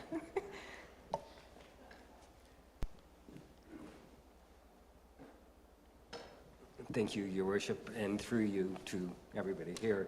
I base those comments on my recollection of the process at the onset of this term of council, and what I recall is that we sat in public sessions and members of the public were present, and we did discuss, not only what you had heard on the campaign trail, but, what we as staff were obligated to bring to you in terms of legislative requirements and whatnot that we had to consider in our decision and priority making. So I recall those meetings. I do recall that members of the public were present and were invited to be participants in the discussion. So that's how that happens, and those types of meetings, there's always notice that we're having those types of meetings. They don't happen without notice. So that is my recollection of how we did it at the onset of this term of council, and that's what I reflected in my report.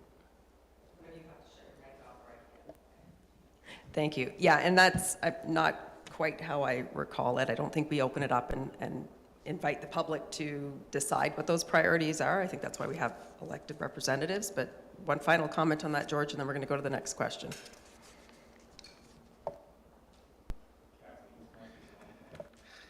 Yes, that's correct, Your Worship. The public were in attendance at the sessions, and some of them moved around to listen in on the discussions and whatnot, but they weren't participating or engaging in the conversation.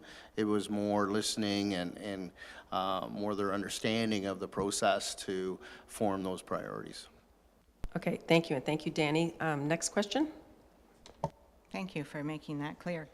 So Danny's report makes mention about the planning department nearing completion of a new official plan. We look forward to this. As mentioned in his report, the official plan was last adopted 18 years ago, but has had 56 amendments since then. So in our research through our current official plan of 244 pages, there are many things that are in the plan to protect the environment. However, the words mitigate greenhouse gas emissions, and even the words climate change appears only once in section 22 when referring to the downtown area. The Ontario Planning Act states an official plan shall contain policies to mitigate greenhouse gas emissions and to provide for adaptation to a change in climate. That has been in the Planning Act since 2017. So my question is, why is it in all the 56 revisions to the plan, very little is talked about climate change, when the Ontario Planning Act states that it shall contain policies? Did Doug leave? Okay, Mr. Herron, if you want to address this, I'm just going to remind everybody of the time. We have 15 minutes for this portion, and we have one more question to get through.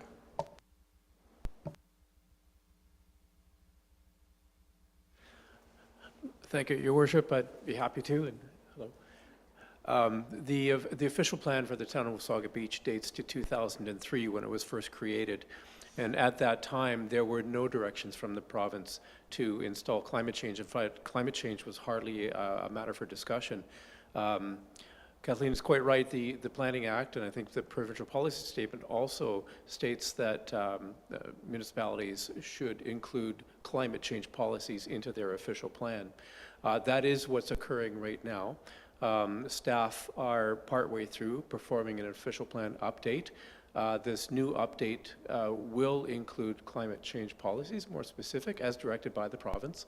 And the one reference that was made in section 22, I think it was, that's because it is a more recent update to the official plan. It actually references the downtown development policies, and those were installed subsequent to 2017. And for that reason, they do include climate change policies in line with provincial policy. So I think the short answer is the new official plan will include climate change policies as required by the province. Okay, thank you. Kathleen, your third question. Thank you. In the final paragraph, the author mentions the decision as to whether the climate action framework should be incorporated in the town's new official plan, or should it be a standalone plan?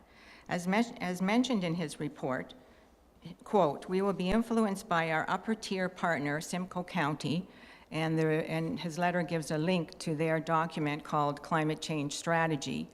In that document, they state the best practices for municipal climate planning. One of them is to adopt a standalone climate change action plan.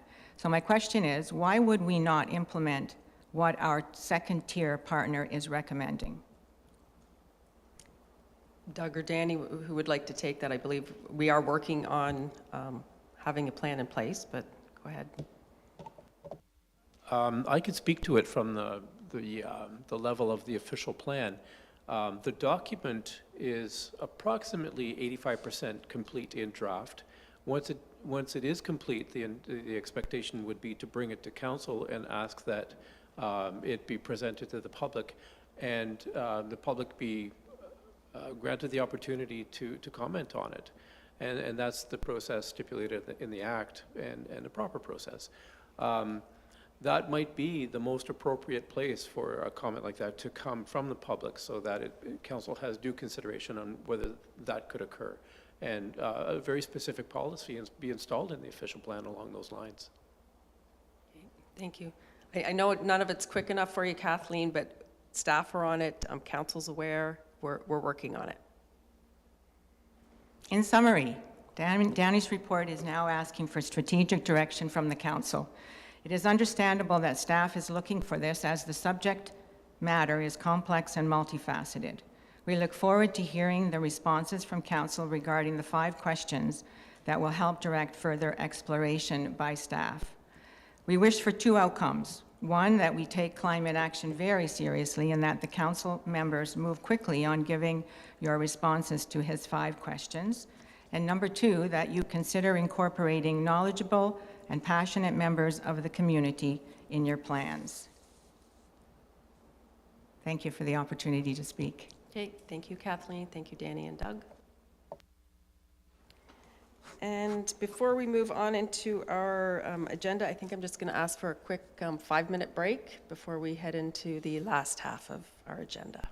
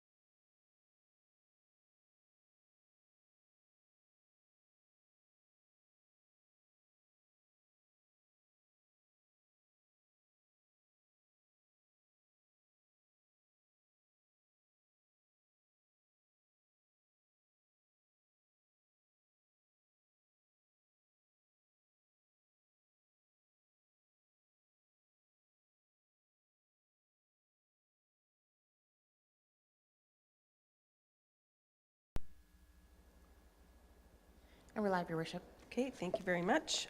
We're at unfinished business in the agenda package. There is none. Correspondence received for information. We have a letter with regard to Strong Mayor's Building Homes Act. The motion is that Council receive the letter dated August 10th, 2022 from the Ministry of Municipal Affairs and Housing pertaining to Strong Mayor's Building Homes Act for information. If I could have a mover and seconder. Councillor Boulanger and Councillor Kinney. Any discussion? Deputy Mayor Bray.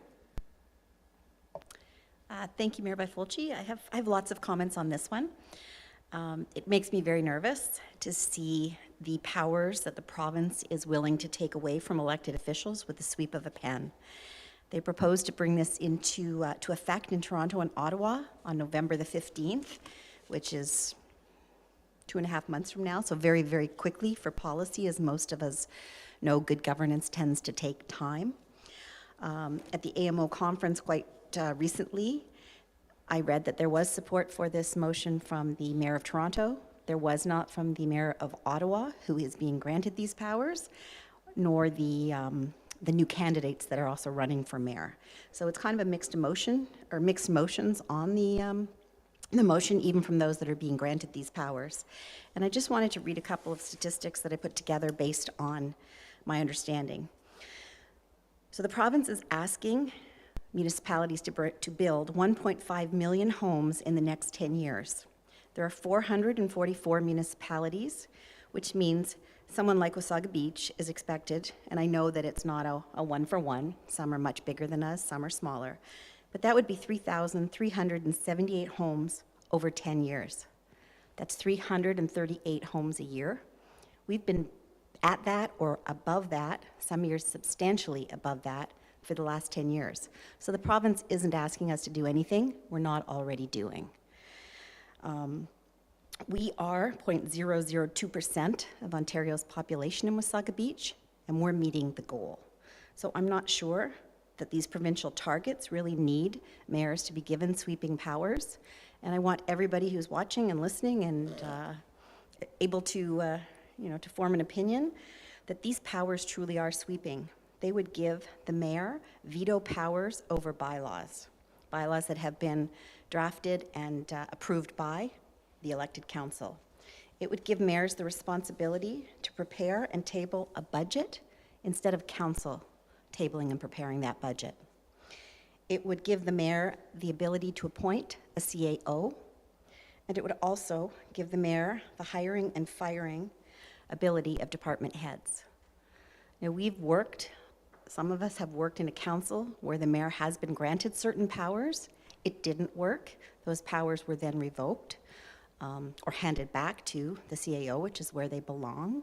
But it just scares me that the provincial government is mandating this. At this point, I understand it's 2 municipalities, but it was very clear at the AMO conference that this is being sold as a way forward and that these powers will be granted to additional municipalities in order to meet their 1.5 million home goal. Another red flag that went up for me today was when Lise was presenting the purchasing policy update. And in all of those slides, we were told that council is the ultimate authority for procurement, which we are unless the province pushes through something else. So I think we should all, as members of council, as elected representatives, really take a good look at I'm looking for the words, the Strong Mayor's Building Homes Act, and I would ask that our staff do provide feedback to Minister Clark that addresses my concerns if my colleagues share them. Thank you. Okay, thank you for that, and I'm glad that you've raised all of those. I am a mayor who does not support giving those powers to one person on council, be it the mayor or anybody else. I think we did see that last term of council when the mayor was given these sweeping powers, and through a review, it clearly showed that that would be inappropriate and they were taken back from them. It's not something that I think will benefit the municipality. I think as far as transparency, you would lose that, and I would, I'm in the mayor's chair here, and chairing the meeting, and I can't make motions or anything, but if there was support from council, that a letter go from this council indicating that we do not support this, do not mandate it, I think that we should be speaking up for that now. So thank you for raising those. Councillor Watson? Thank you, Your Worship, and thank you, Deputy Mayor, for mentioning about John Tory and Jim Watson. And I saw Jim Watson on the Ottawa News, and he was very straightforward that he doesn't support this move whatsoever. And one example he gave is he said, you know what, he says, Ottawa's official plan has been on the desk of the province for about 9 months now, and he says, we've got a lot of the provisions that they want to build more homes in that official plan, and if they would sign it and give it back to us, we could work with it. But there's an example, and our CAO and I had a little talk the other day, and part of the problem is, yeah, you can do what you want at our council level, but there's outside agencies that are involved with the approval process, higher tier governments, the province sometimes, the county sometimes, conservation authorities. All these people have input into this, so we can be ready here for months and still not be able to go forward. So it's probably not the best route to go, and I don't think it's going to accomplish exactly what they want. Thank you. Councillor Wells? Thank you, Worship. Most of what I would have said has already been said, and again, to the Deputy Mayor, thank you for bringing it. Sitting around the various conference tables up there, I think this was the one topic that got talked about over lunch or sessions more than anything else, and I certainly didn't detect any support for this within the groups that I was involved with. I think one councillor in one municipality probably said it best when he said, well, okay, so that's Toronto and Ottawa. When is he going to impose this on other municipalities? And why the hell am I running for election as a councillor when my mayor will be able to override anything that our council wishes to do? So I don't see it as a go forward. I see it as some kind of an unfortunate redelegation of power to one person within a council. Councillor Foster? Thank you, Your Worship. And again, it's been stated, but I do agree the ability to veto whatever the item may be really changes immediately that all votes at this table have an equal value. And again, to me, one of the attractive parts of municipal politics is it's not party related. So the fact that people around this table have different party affiliations at the federal and provincial level is somewhat irrelevant to everything that happens at this table. There's independent thought, and it's made so that we're not an award system, but if you were, so Councillor Bélanger's ward, if it was, and my ward might have completely different things, but the person sitting in that chair could just decide one or the other is important. So I do believe, and we're not on a award system, we're not voting for it, by the way, that was last. But anyway, but I just agree. I think we should be sending a response saying that as a municipality, we're not in favor of it. And as Councillor Wells just said, yeah, it starts with Ottawa and Toronto. But again, if they then say, well, we're going to apply it to the fastest growing communities, we'll be near the top of the list. So those are my thoughts. Thank you. Thank you. So I am hearing, Mr. CAO, that there would be support for a letter to go, and I think maybe within that letter we can also give some examples as to how we think the province could help with having homes built, including their own land holdings throughout the province, and that they can be working with the development community, and they could be doing a lot more, and that these powers are not beneficial or appropriate. So, Councillor Bélanger? Thank you, Mayor Byfolti. A couple of comments. One is, I think we've seen that democracy has been somewhat under attack in North America and more south of the border than here, and I certainly don't support this either, because I believe it is an erosion of our democracy, and we can see that sometimes it's more fragile than we thought it would be. But the other thing is, when we talk about more homes and the number of homes, I'm still waiting for a lot more information when we talk about appropriate homes. And because it's one thing to build a lot of homes worth $750,000 or $800,000 and have the boomers migrate here and buy those homes. It's another thing to be providing homes for all residents within our community and for the residents that we need to be in our community. This was talked about in Bill 109, and we're still waiting for the detail on that. If there is issues related to getting things done and approved because of multiple opinions, I think there has to be another way other than mandating power of veto. Thank you. Okay, Mr. CIO, I'm assuming that you'll start a letter tomorrow. You ignoring me? And I've read the motion already. All those in favor? Your Worship? Oh.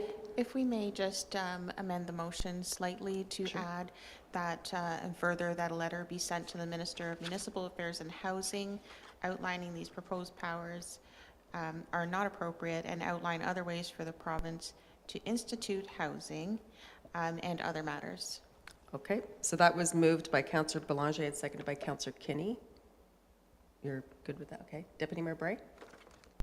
And just we could maybe copy that letter to other municipalities in Ontario. Okay, that would be great. All right, all those in favor? That is carried unanimously. Thank you. We have a motion from the Simcoe Muskoka District Health Unit. The council received the letter dated August 11th, 2022 from the Simcoe Muskoka District Health Unit pertaining to indirect impacts surveillance dashboard for information. A mover and seconder, please. Councillor Wells and Councillor Foster. Any discussion? All those in favor? And that is carried. Committee board and staff reports. We will be starting with community services. Councillor Kinney.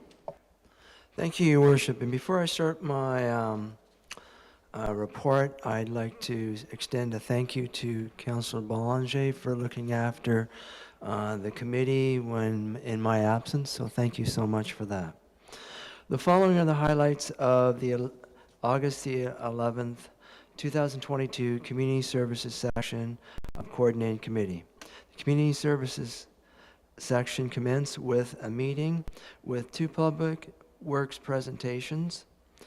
The first was the Ontario Clean Water Agency on the Wasaga Beach Pollution Control Plant Roadmap study that outlined the optimization requirements for the plant to be able to accommodate a future population of 50,000 people by 2051. Second presentation was from Tatum Engineering, and it pertained to the West End Drainage Master Plan Study. It outlined the various drainage improvements requirements in the West End to address occasional flooding issues due to storm events and spring snow melt. A sequence for the improvements was laid out over a multiple-year plan.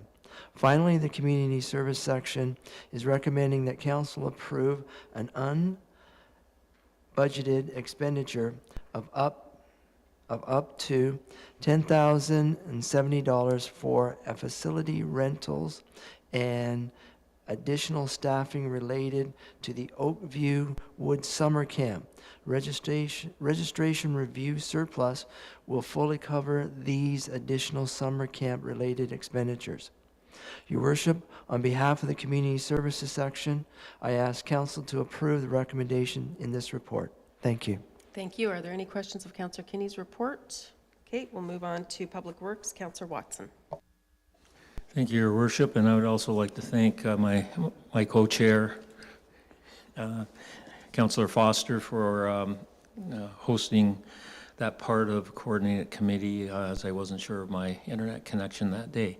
The following are the highlights from the August 11th, 2022 Public Works section of Coordinated Committee. Section is recommending that Council award the contract for the Mapleside Drive area roadway construction to John Bravakis Enterprises Limited in the amount of $6,014,847.88, which includes contingencies and a non-refundable HST of $104,000 $30.39.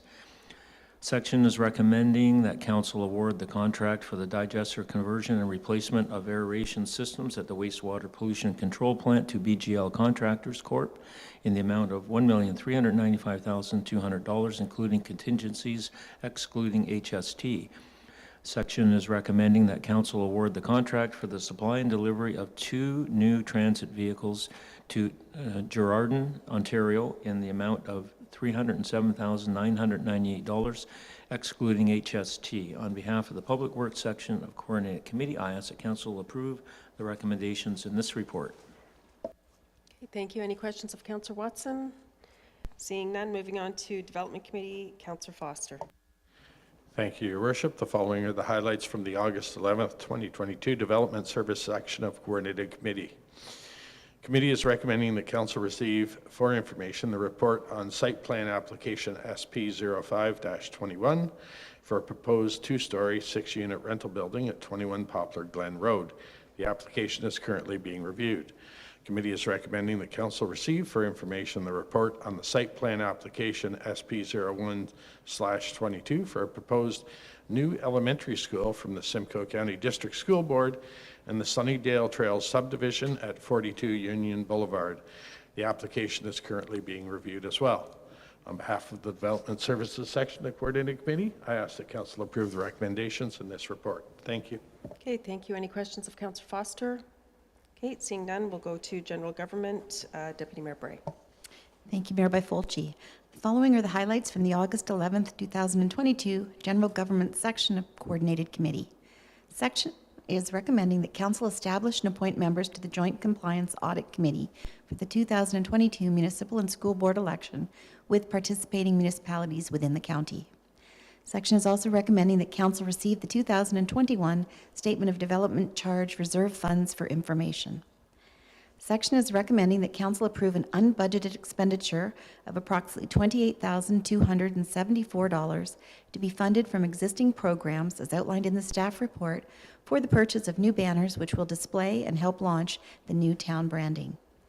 Section is recommending that Council receive the Director of Building and Development Services Chief Building Official's report entitled Climate Change Action Plan, Charting Our Path Forward, for information, noting that various actions the town has taken to address climate action change in the community and the steps planned to create a climate action plan. Section is recommending that Council receive the Manager of Human Resources report pertaining to Ministry of Labour Training and Skills Development Occupational Health and Safety orders for information, noting that steps the staff are taking to update town policies. Section then advised 2 notices of motion pertaining to the establishment of a Climate Change Advisory Committee. The first notice of motion was proposed by Councillor Belanger, requesting that Council establish a Climate Change Advisory Committee immediately. It was defeated. The second notice of motion was proposed by Mayor Byfolchi, and it recommended that Council request staff bring forward the concept of establishing Climate Change Advisory Committee to the next Council for consideration. The committee is recommending that it be approved by Council. Section then considered a motion pertaining to a land acknowledgement proposed by myself, Deputy Mayor Bray.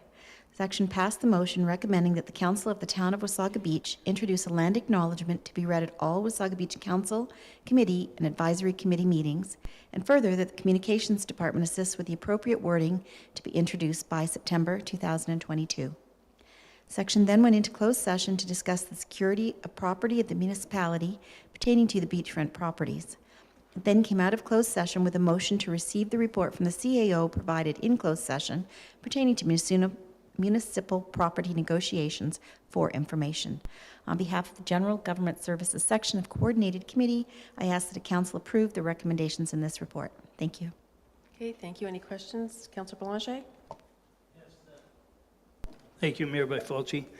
Yeah, a few comments further to discussions that took place on 6.5.6 Ministry of Labour HR report. I was very disappointed in this report that my honesty was questioned again. I was further disappointed that information that I was asked to bring back to Council was not allowed to be continued in public session. I think most of Council probably knows that I did make public in a video on social media those things that I felt were important that had not been conveyed to council during the time of our decision related to the investigation. And I can't say that for sure, but up until this point, the concern raised in the community related to that video has been significant, but I have not heard any concern raised by members of council. And in the mayor's blog on August 16th, that indicated that she had heard of me producing and publishing a video, did not express any concern as to the information in there. I would like to request that council have the opportunity to review the full investigative report related to the situation in the fire department, and that there be a review of what has transpired. Further to item 8.1, related to the CAO's update, I did want to indicate that I continue to be very opposed to what I believe is the lack of transparency, public information, and public input related to the ongoing negotiations of the Beach 1 development and purchase of sale agreement. And finally, related to 8.2, I will not be supporting the report as I do not feel the, well, I guess is that one, that's going to be done separately, right? 8.2? Yep. Thank you. Okay, so just for clarification, when you were asked to speak to the CAO or myself or bring it to the council table, what you were referring to, it is still an in-camera item. It does not mean you come to a public meeting and start sharing it there. You never reached out to speak to either one of us about your concerns, and you are aware that it is an in-camera item. As far as whatever it is that you have seen that the rest of us have not seen, if you can provide the CAO the date of this report or memo, it's highly confidential things that only a few people had access to. I think 2 staff members and a couple of lawyers. So if you're referring to a document that quite frankly you shouldn't have, we're most definitely not going to be discussing it in public here. But by all means, please share with the CAO after this meeting, not now, the document you were talking about, and I would love to have an in-camera session to discuss it. Just a point of clarification, Mayor. I was accused of lying in public. I have no intention of discussing this in camera. I wasn't providing any identifiable names. Mind you, some people might draw conclusions. But if this was discussed in camera, I would no longer have the availability to discuss it publicly. I'm not willing to give that up. If in fact the investigation was done properly and there's nothing to hide, then there's no need to go in camera. Clearly, I have identified, and I guess it's public knowledge, but frankly, 140,000 images on phones and computers is quite shocking. Again, Councillor, you have access to a confidential document the rest of us do not have. It is dealing with staff. It is inappropriate to talk about it in an open session.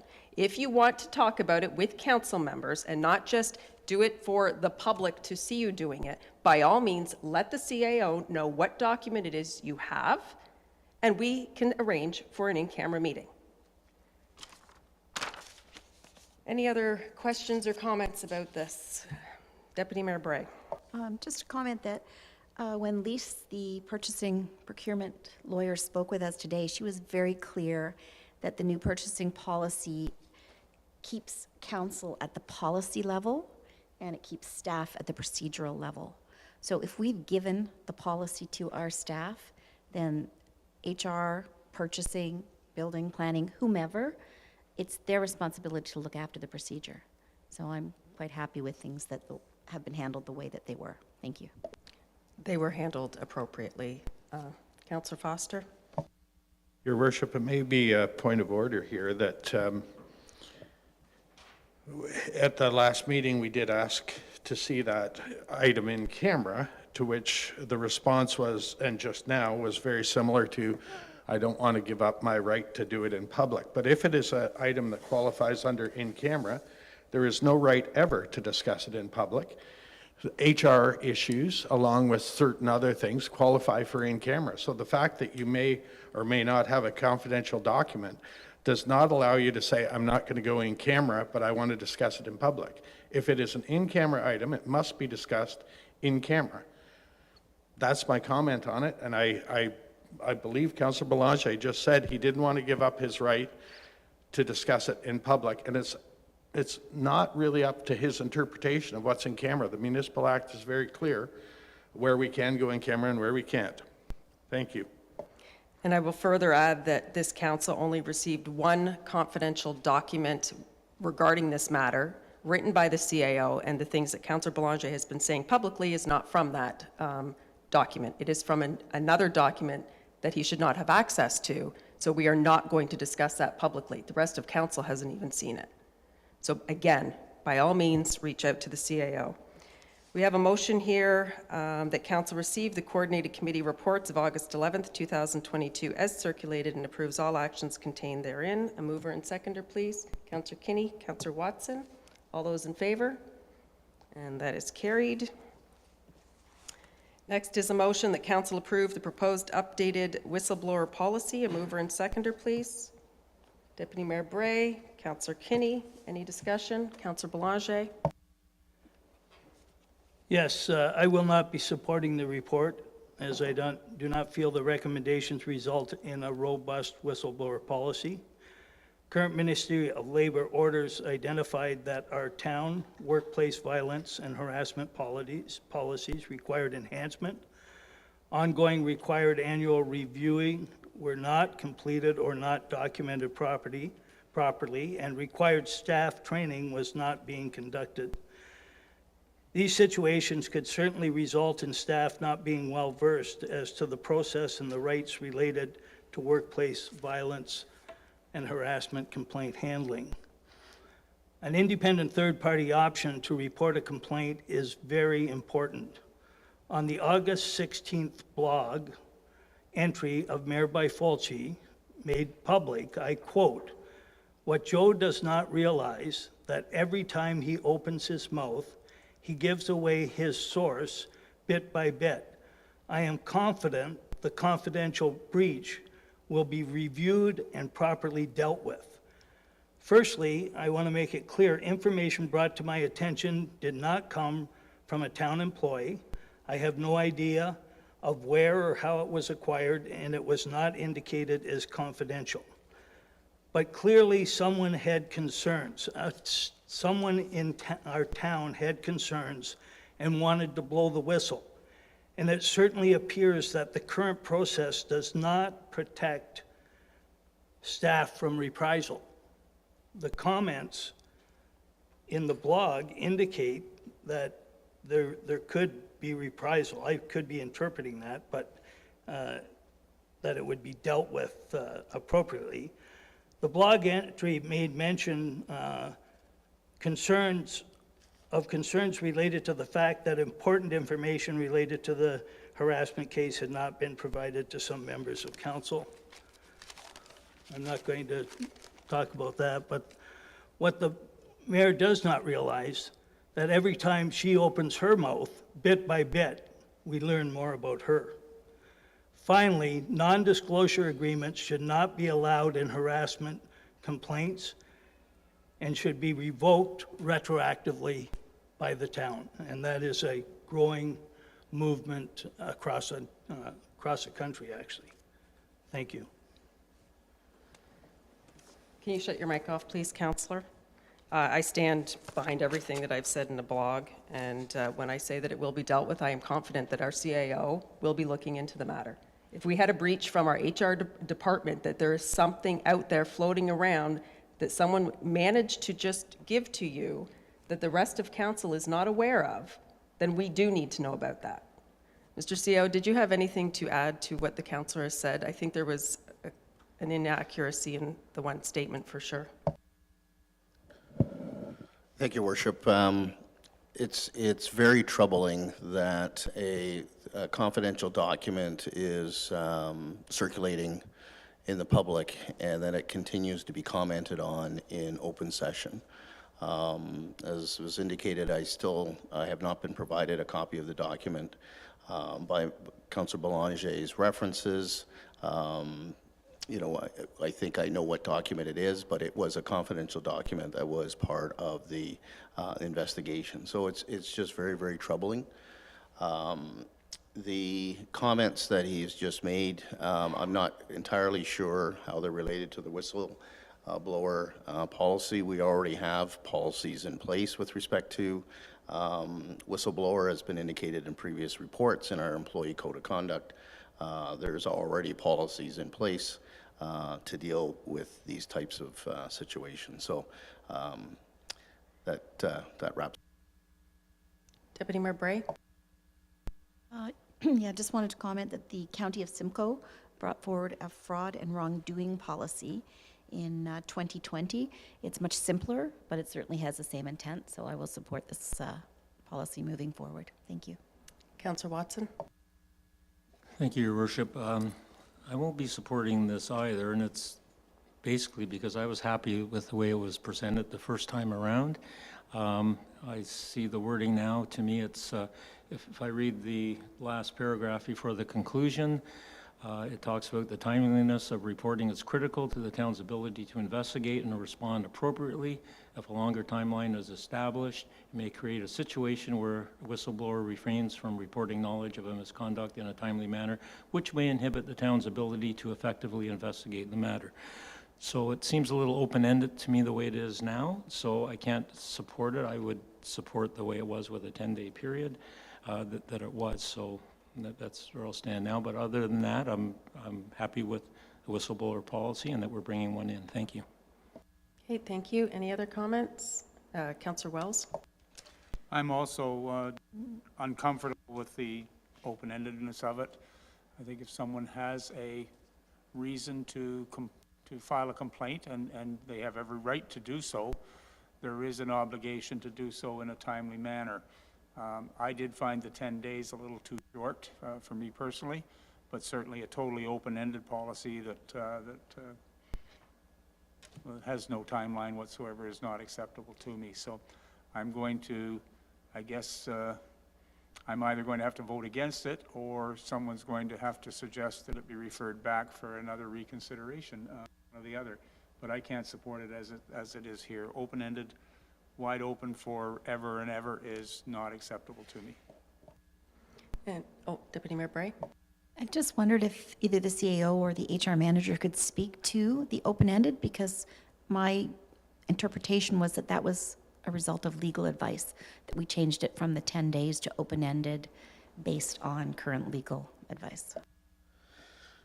Thank you, Madam Deputy Mayor. So when it was referred back to the manager of human resources, she consulted with the human resources solicitor, as well as looked at 5 other policies with respect to the timeframes. And the timeframes in the 5, there was the City of Barrie, City of Calgary, Town of Collingwood, County of Simcoe, and Tay Township. And there was either no timeline or to be reported immediately. And with the solicitor, they felt it was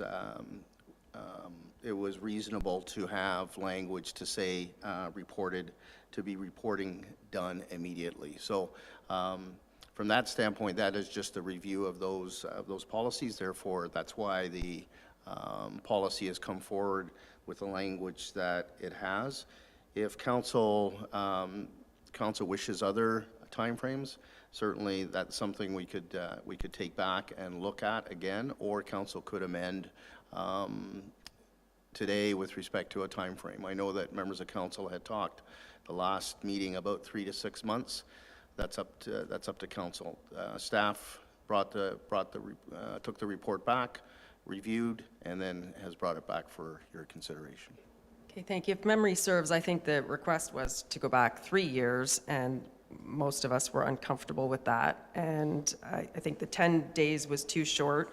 Myself, I thought 30 days would be appropriate. If something bad is happening, 30 days should be tons of time for somebody to come forward and say, hey, something bad is happening. So I look to council members, and we can refer it back, or we can make an amendment as far as the time frame. If 10 days is too short and you're not comfortable with it open-ended, it can go either way. Councillor Kinney? Thank you, Your Worship. I was uncomfortable with 10 days or the longer period. I feel 30 days isn't adequate in some situations. I would be more comfortable with a 90-day period, but that's just my thought process. Thank you. Okay, Councillor Foster? Yes, Your Worship, I won't support the 10 days at all. And again, I think, suggested 90 days or something like that. But again, when we're dealing with an item that would qualify under this, harassment or workplace violence, that kind of thing, it can take a while for a person to come to terms with it themselves. There's a balancing act between how memories fade over time or how other people who might have been witness or employed at the time have moved on to other items. So, I could kind of support the open-ended, but certainly I'd be, if you're talking 6 months, whatever, I think there has to be a reasonable time for a person to do soul searching. Because this isn't an easy decision. This isn't something, there's great thought in it, but at the same time, and it was in somewhere there, memories do fade over time. I don't believe, the challenge you sometimes have when you look at the last item is it was a request for a robust, a robust time. Well, indefinite is pretty robust. But then, the next day it came out in media and it was coincidental, I'm sure. But I would be willing to suggest, 6 months to a year, because again, there is you have to allow a person to reflect and to do that, but you also have to make sure that other people who can corroborate or either side or can provide input have the ability to have that memory. And I do think, 10 years down the road, it can be somewhat of a challenge. So I'd be happy to send it back to staff to find something between 10 days and forever. Thank you. Councillor Wells? Worship, in the interest of moving this forward one way or the other, look to somebody to second an amendment that would place a timeline of 6 months. Okay, looking for a seconder for that amendment. Councillor Kinney. So we will vote on the amendment first to include a time frame of up to 6 months. Moved by Councillor Wells, seconded by Councillor Kinney. So we're voting on the amendment. All those in favor? And those opposed? So that is carried by a vote of 6-1. We'll go back to the original motion, which was moved by Deputy Mayor Bray, seconded by Councillor Kinney. The council approved the proposed updated whistleblower policy as amended. Okay, all those in favor? And those against? And that is carried by a vote of 6-1. Next is a motion that council approve the proposed workplace harassment and workplace violence policies updates. If I could have a mover and seconder for that, please. Councillor Watson and Deputy Mayor Bray. And Mr. CEO, I'm just going to go to you because, again, we were talking earlier about people's blogs and things, and Councillor Belanger, in his video, went on about how very, very, very serious this was. And I'm just hoping you can put a little bit of context to what the 6 orders actually were, and just for clarification for the public, please.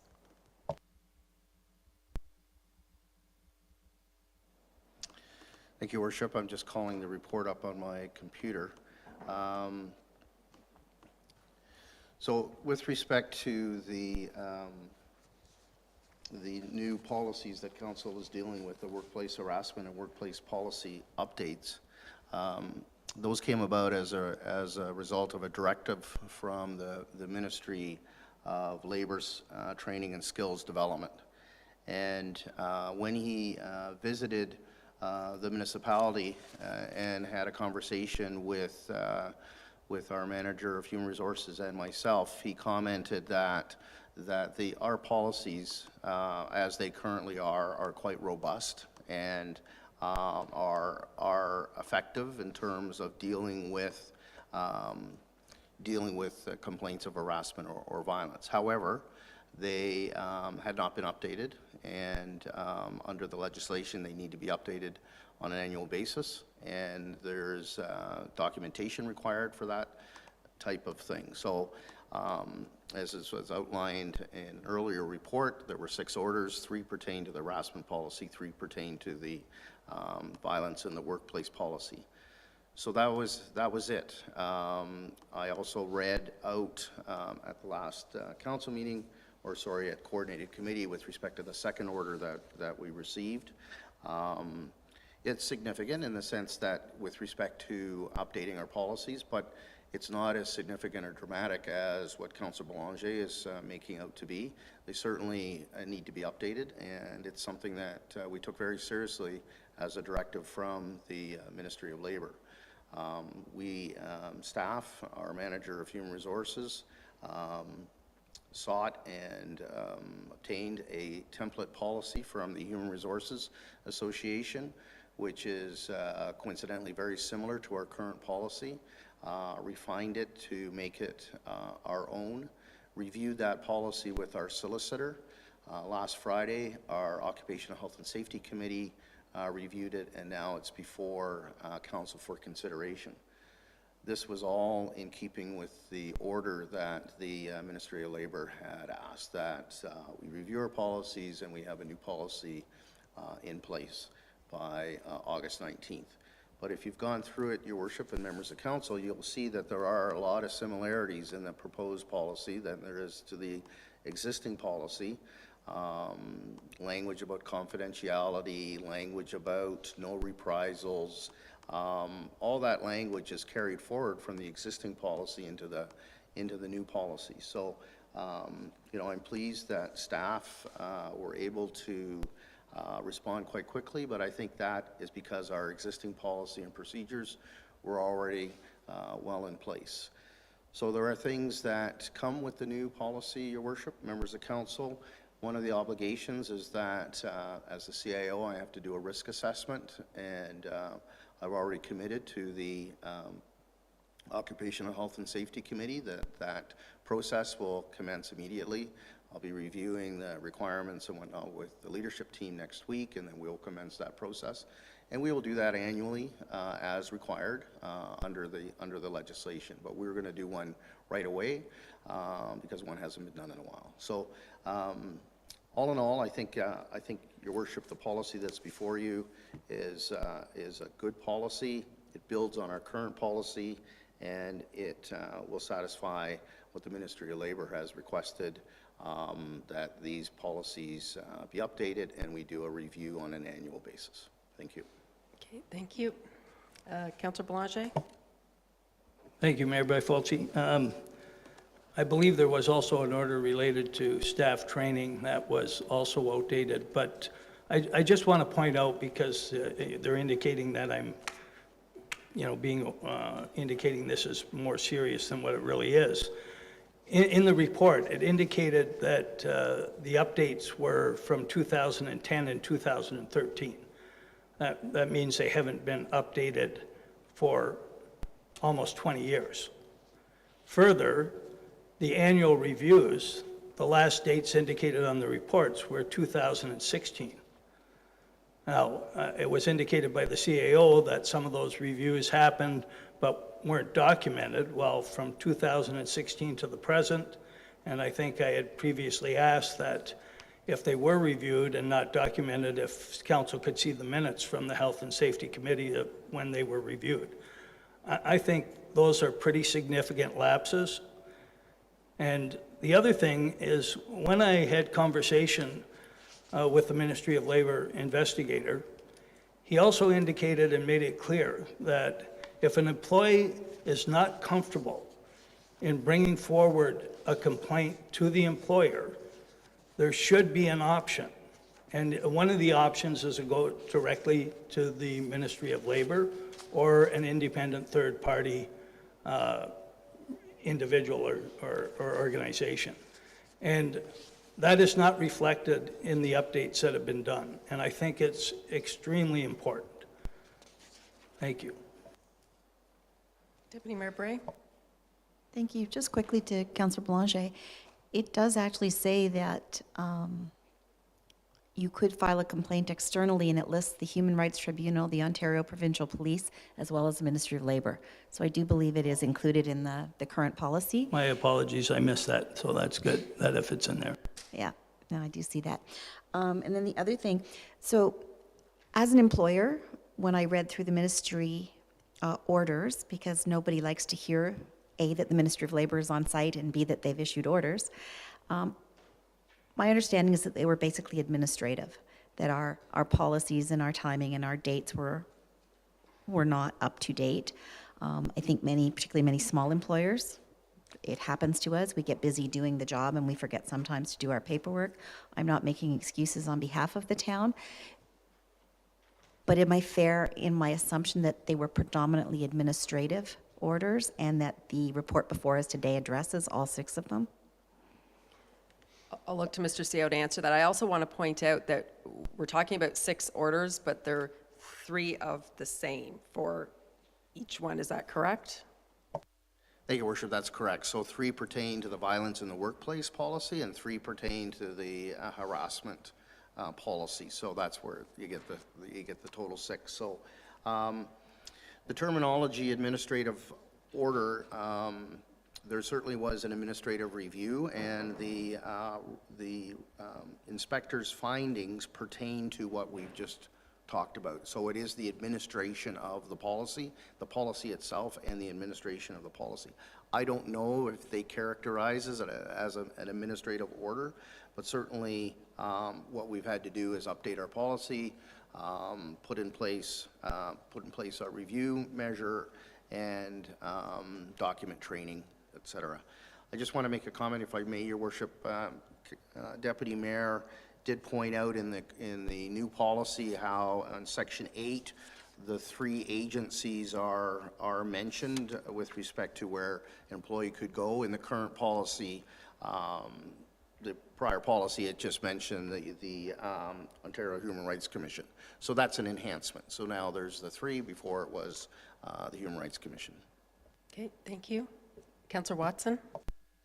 Thank you, Your Worship. When we first started talking about whistleblower and all these other things, I don't have the list with me now, but I had recited a list of, I think it was up to 12 different avenues that an employee could reach out to with a complaint on things. And there was federal, there was provincial, they were all there, ombudsman, integrity commissioners, so forth and so on. So there are a lot. There's more than the 3, but there's certainly a lot out there to supplement what we have in our policy. Okay, thank you. I've read the motion. I'll call the question. All those in favor? Those opposed? That carries by a vote of 6 to 1.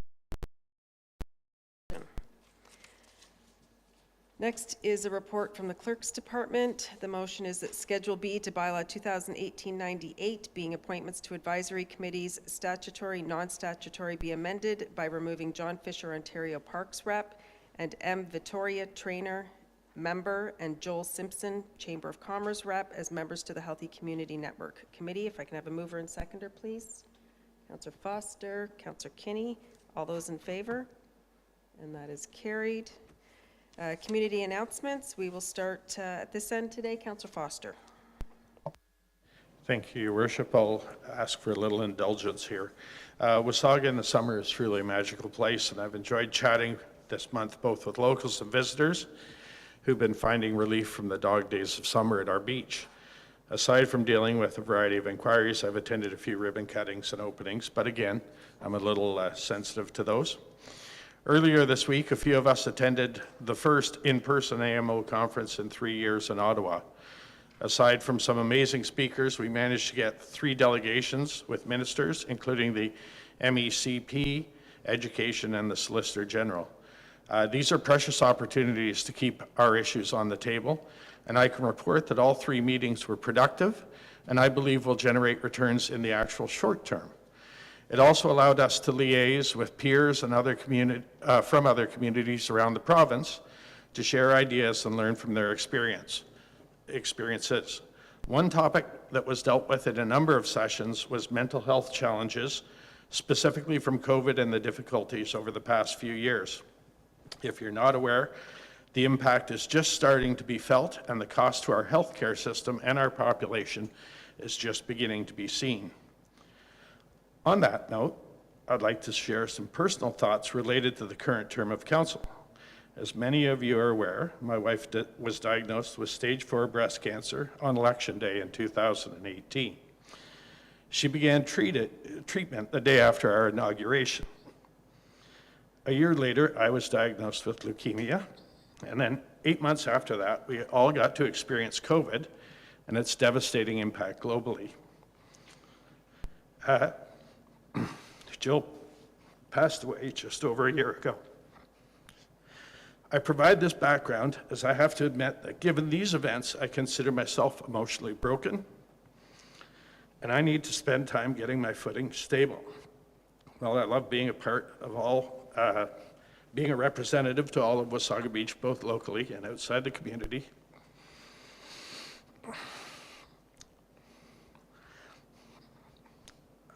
I find a big part of me died with Jill. She was my support and my motivation. This is my long-winded and perhaps a little teary way of saying I'll not be seeking re-election, but I'll finish the mandate I was given.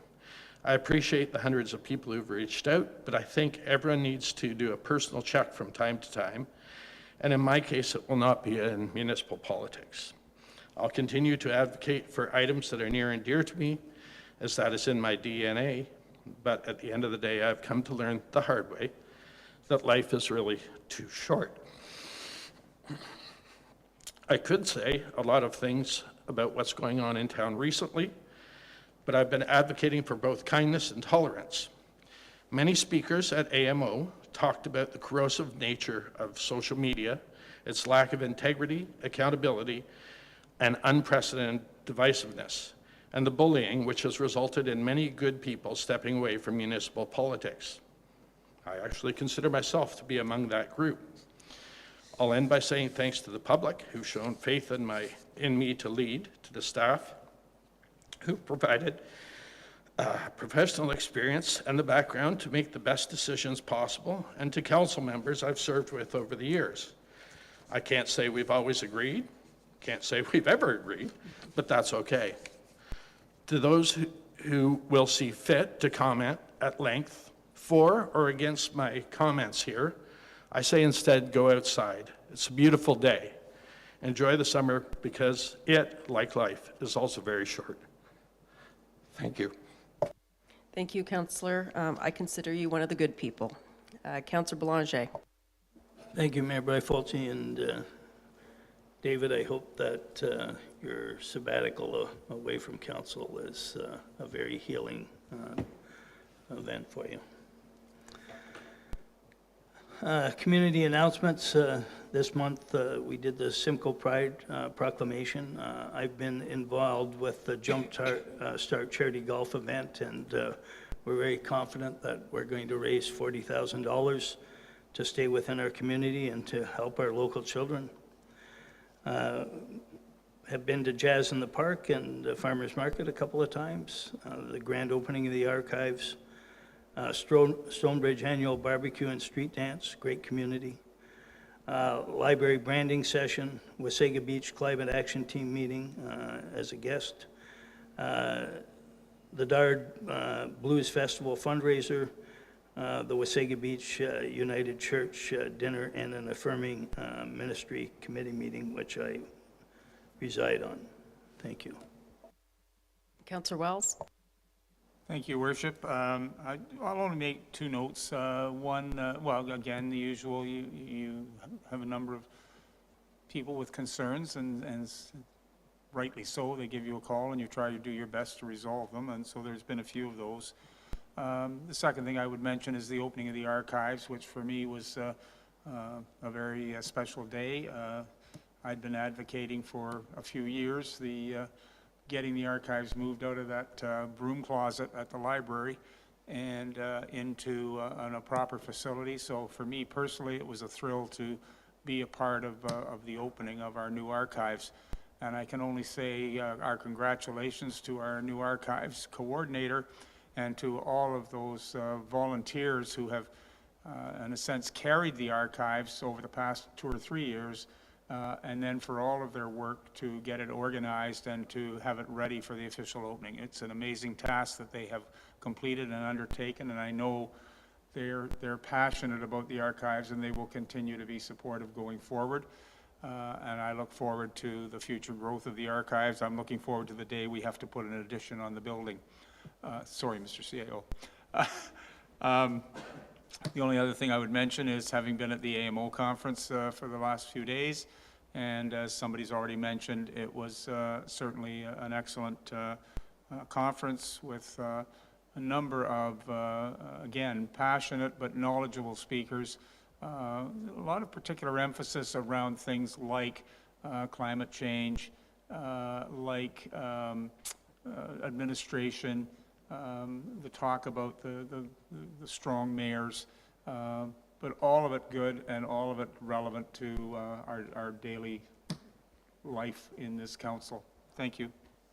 Okay, thank you. I'm just going to keep mine really short. I attended the regular meetings that I do each month, including ones dealing with H2OI, which may be upon us next weekend as well as next month. We're still working those details out, but just so that the residents know, we could be invaded, but we just don't know how bad, so just a heads up. Deputy Mayor Bray. Thank you. In addition to the events that were mentioned, there was also the Ships and Sails at Nancy Island, organized by the Friends of Nancy Island. It had over 800 visitors over the 2 days, and it was excellent. It really was very well received by all that attended. I was lucky enough to welcome the Great Waterfront Trail Adventure, a 500 or 600 kilometer bike ride that goes around. This year it was Georgian Bay. Anyways, it was fabulous to see and share with Saga Beach with all those that started their trail ride here and had spent the previous night in our community. Continued with County Council. This month, new for me, was sitting at a roundtable discussion through the Federation of Canadian Municipalities, and they were discussing rural infrastructure needs in the future, because a number of the federal agreements are coming to an end, and they're getting ready to negotiate just what kind of money will trickle down to us for infrastructure, and they're now asking for input on what we need, what we would like, how we would like to see funding come to us. So that was great. And then finally, AMO. So for the last 3 days, we have been in Ottawa at AMO, the Municipalities of Ontario, with 444 other municipalities. And it was an incredible opportunity to get together with friends and colleagues and hear about how they have survived the pandemic. Certainly a theme for me was recovery. The pandemic may or may not be over. I think we will see future waves, but there was a lot of emphasis on recovery. And I think we all need to take that step back and help our friends, our neighbors. We're all in this together. We need to recover together. We certainly need to support local. The other theme was equity, inclusion, and diversity. And then absolutely everybody I spoke to, whether they were running again or they were not running again, had concerns about social media, the vitriol on social media, the impact that it's having on their family life, their political life, and their decision on whether to run or not. So I know a little earlier, Councillor Boulanger referenced the erosion of our democracy, and all these little things are really chipping away, and we need to work really hard to attract some good people to be sitting at this table. So, thank you. Thank you, Councillor Kinney. Thank you, Your Worship. Started off this month with a meeting with the Accessibility Advisory Committee. This committee has been moving a lot of good activities forward, and I'm really pleased to see that happen. Responded to a couple of concerns from our residents on emails, and ironically, like Council Belanger, my wife and I, we do a lot of walking and through different areas, and on 2 occasions, I was able to welcome 2 new residents to our community, so I was happy about that. Thank you, Worship. They found our trails. That's a good thing. Councillor Watson. Thank you, Your Worship. I also attended the Fierté Simcoe Pride Flag and Proclamation event. I've attended the farmers market, although I think I've missed a couple due to being out of town, but it's doing great this year, the market. The weather is cooperating. There's lots of vendors and lots of people at it, and I'm hearing good comments from the vendors that are there. The archives opening was a special time. I congratulate all staff and the volunteers and the Historical Advisory Committee on their wonderful work in transitioning the archives from the little closet, as it was said earlier, to a proper facility. I do go back in time and thank Thelma Morrison, who was our first archivist, and our second one was Mary Watson, and both of these ladies have written the definitive books on Wasaga Beach, and Thelma's was for the 25th anniversary of Wasaga Beach when she was commissioned to bring the book out, and we're coming up to our 50th anniversary, I believe, in 2024. And Thelma is no longer with us, but her brother Dave is there, and he's sort of put a little seed in my ear to that maybe at the 50th it could be an update. He'd be happy maybe to help with that, update that book and that, just to bring it up a little current with some things, because it was 25 years ago now. So I think the efforts of those 2 ladies over the years. Wasaga Society of the Arts.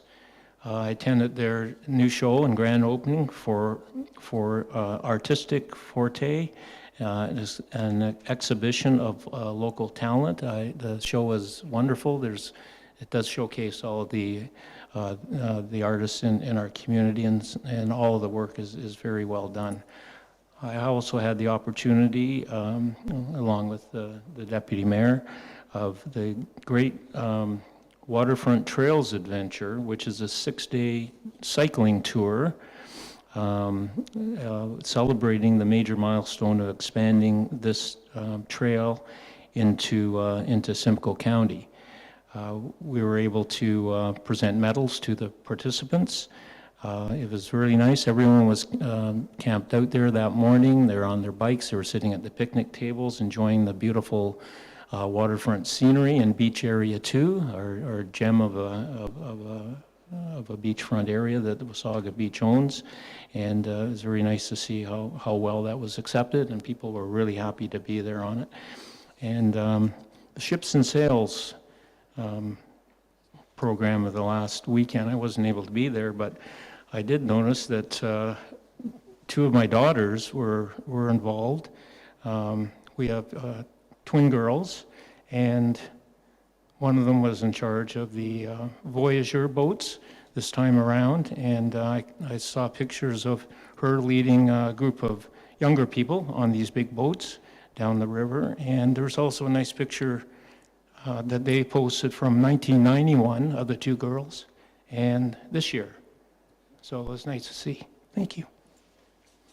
Okay, thank you. Moving on, notices of motion. We do have one from Councillor Foster that will be discussed at a future meeting.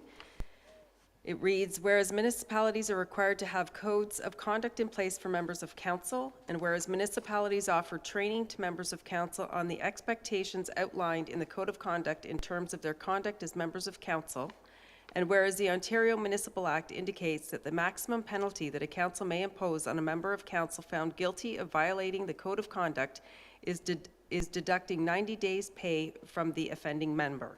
And whereas there are municipalities in Ontario, including Wasaga Beach, that are seeing certain members of council being found in violation of their code of conduct on multiple occasions with apparent disregard to the penalties and reputational harm that ensues.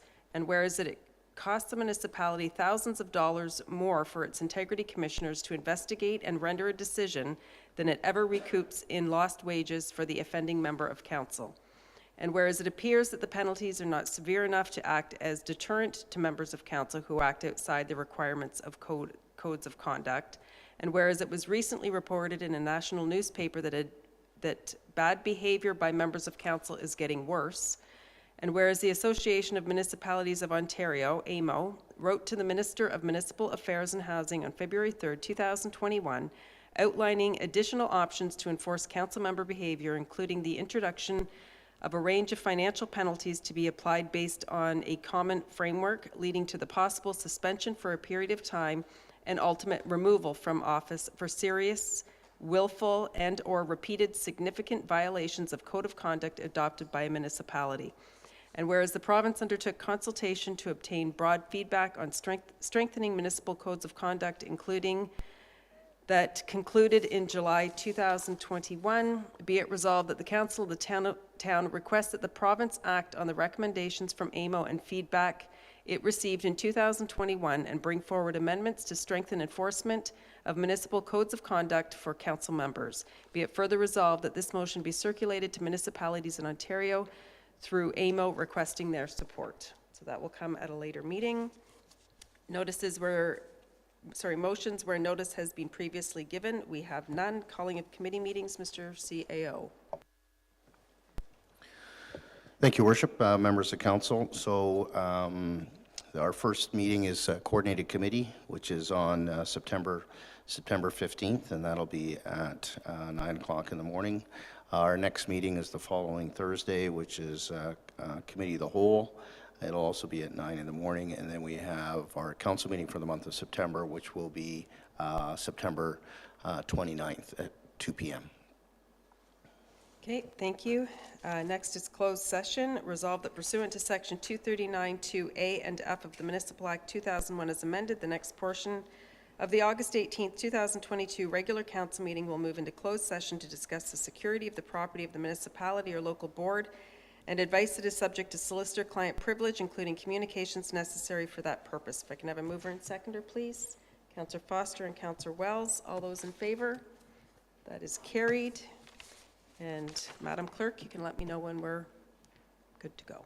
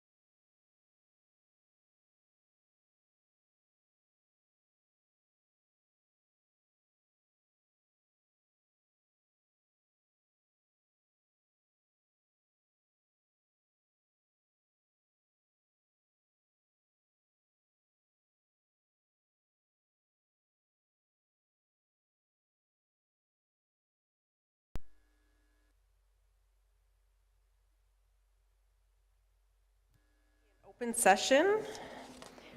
We have a number of motions. The first one is that council receive the report from the CAO provided in closed session pertaining to municipal property negotiations for information, and that council consider the adoption of a bylaw to authorize the execution of the agreement and purchase and sale for the beachfront lands. Mover, Councillor Wells, Councillor Kinney. All those in favor? And those opposed? And that is carried by a vote of 6-1 with Councillor Belanger in opposition. A motion that council receive the report from the CAO provided in closed session pertaining to a Main Street property matter for information. A mover and seconder, please. Councillor Foster and Councillor Belanger. I'm sorry, you're right, I missed the last thing here. The full motion that council receive the report from the CAO provided in closed session pertaining to a Main Street property matter for information, and that council confirm the direction provided to the CAO in closed session. All those in favor? And those opposed? That is carried unanimously. A motion that council receive the report from the CAO provided in closed session pertaining to a property matter for information, and that council confirm the direction provided to the CAO in closed session. A mover and seconder, Councillor Kinney and Deputy Mayor Bray. All those in favor? And that is carried unanimously. And resolved that council receive the following closed session reports as circulated and approves all actions contained therein. Regular meeting of council, July 28, 2022, closed session minutes. Coordinated committee, August 11, 2022, closed session minutes. A mover and seconder, please. Councillor Wells and Councillor Foster. All those in favor? And that is carried. Moving on to bylaws, we already did bylaw number 2022-52 at the beginning of the meeting with for OLG. I've been asked to separate out 2022-51, 2022-53, and 2022-55. So we will vote on those separately. If I can have a mover and seconder for the others, please. Councillor Wells and Councillor Kinney. Resolved that the following bylaws be received and be deemed to be read a first, second, and third time, passed and numbered as follows. 2022-50, a bylaw to establish and appoint a joint compliance audit committee. And 2022-54, a bylaw to amend Town of Wasaga Beach Comprehensive Zoning Bylaw number 2360 as amended, Brook Valley Wasaga Inc. Rivers Edge Phase 1. A mover and seconder, please. Councillor Foster and Councillor Wells. All those in favor? And that is carried. Moving back up to policy 2022-51, a bylaw to authorize the execution of a whistleblower policy for the town of Wasaga Beach. A mover and a seconder. Councillor Kinney and Councillor Wells. All those in favor? Oh, sorry. There was an amendment, as we discussed that when there was an amendment to go to the 6 month. That's correct, Councillor Wells. That will be included in the bylaw as amended. You can read as amended if you like, but we have included that in the recommendation and the motion that we passed earlier on in the meeting. Okay, just so long as it's there in the end, that's all. Okay, thank you. All those in favor? And those opposed? And that is carried by a vote of 6-1 with Councillor Belanger in opposition. 2022-53, a bylaw to amend a bylaw 2013-86, being a bylaw to adopt a human resource policy manual. A mover and seconder, please. Councillor Kinney and Deputy Mayor Bray. All those in favor? And those opposed? And that is carried by a vote of 6-1 with Councillor Belanger in opposition. And bylaw 2022-55, a bylaw to authorize the sale, disposition of surplus real property no longer required for municipal purposes as described in Schedule A attached to and forming part of this bylaw. Mover and seconder, please. Councillor Kinney, Councillor Wells. All those in favor? And those opposed? And that is carried by a vote of 6-1. Councillor Belanger in opposition. Confirmatory bylaw, if I could have a mover and seconder, please. Councillor Foster, Deputy Mayor Bray. Resolved that a bylaw to confirm the proceedings of the Council of the Corporation of the Town of Wasaga Beach at its regular meeting held Thursday, August 18th, 2022 be received and be deemed to have been read a first, second, and third time, passed and numbered 2022-56. All those in favor? And okay, and those opposed? So that is carried by a vote of 6-1 with Councillor Belanger in opposition. And with that, thank you, everyone. We are adjourned.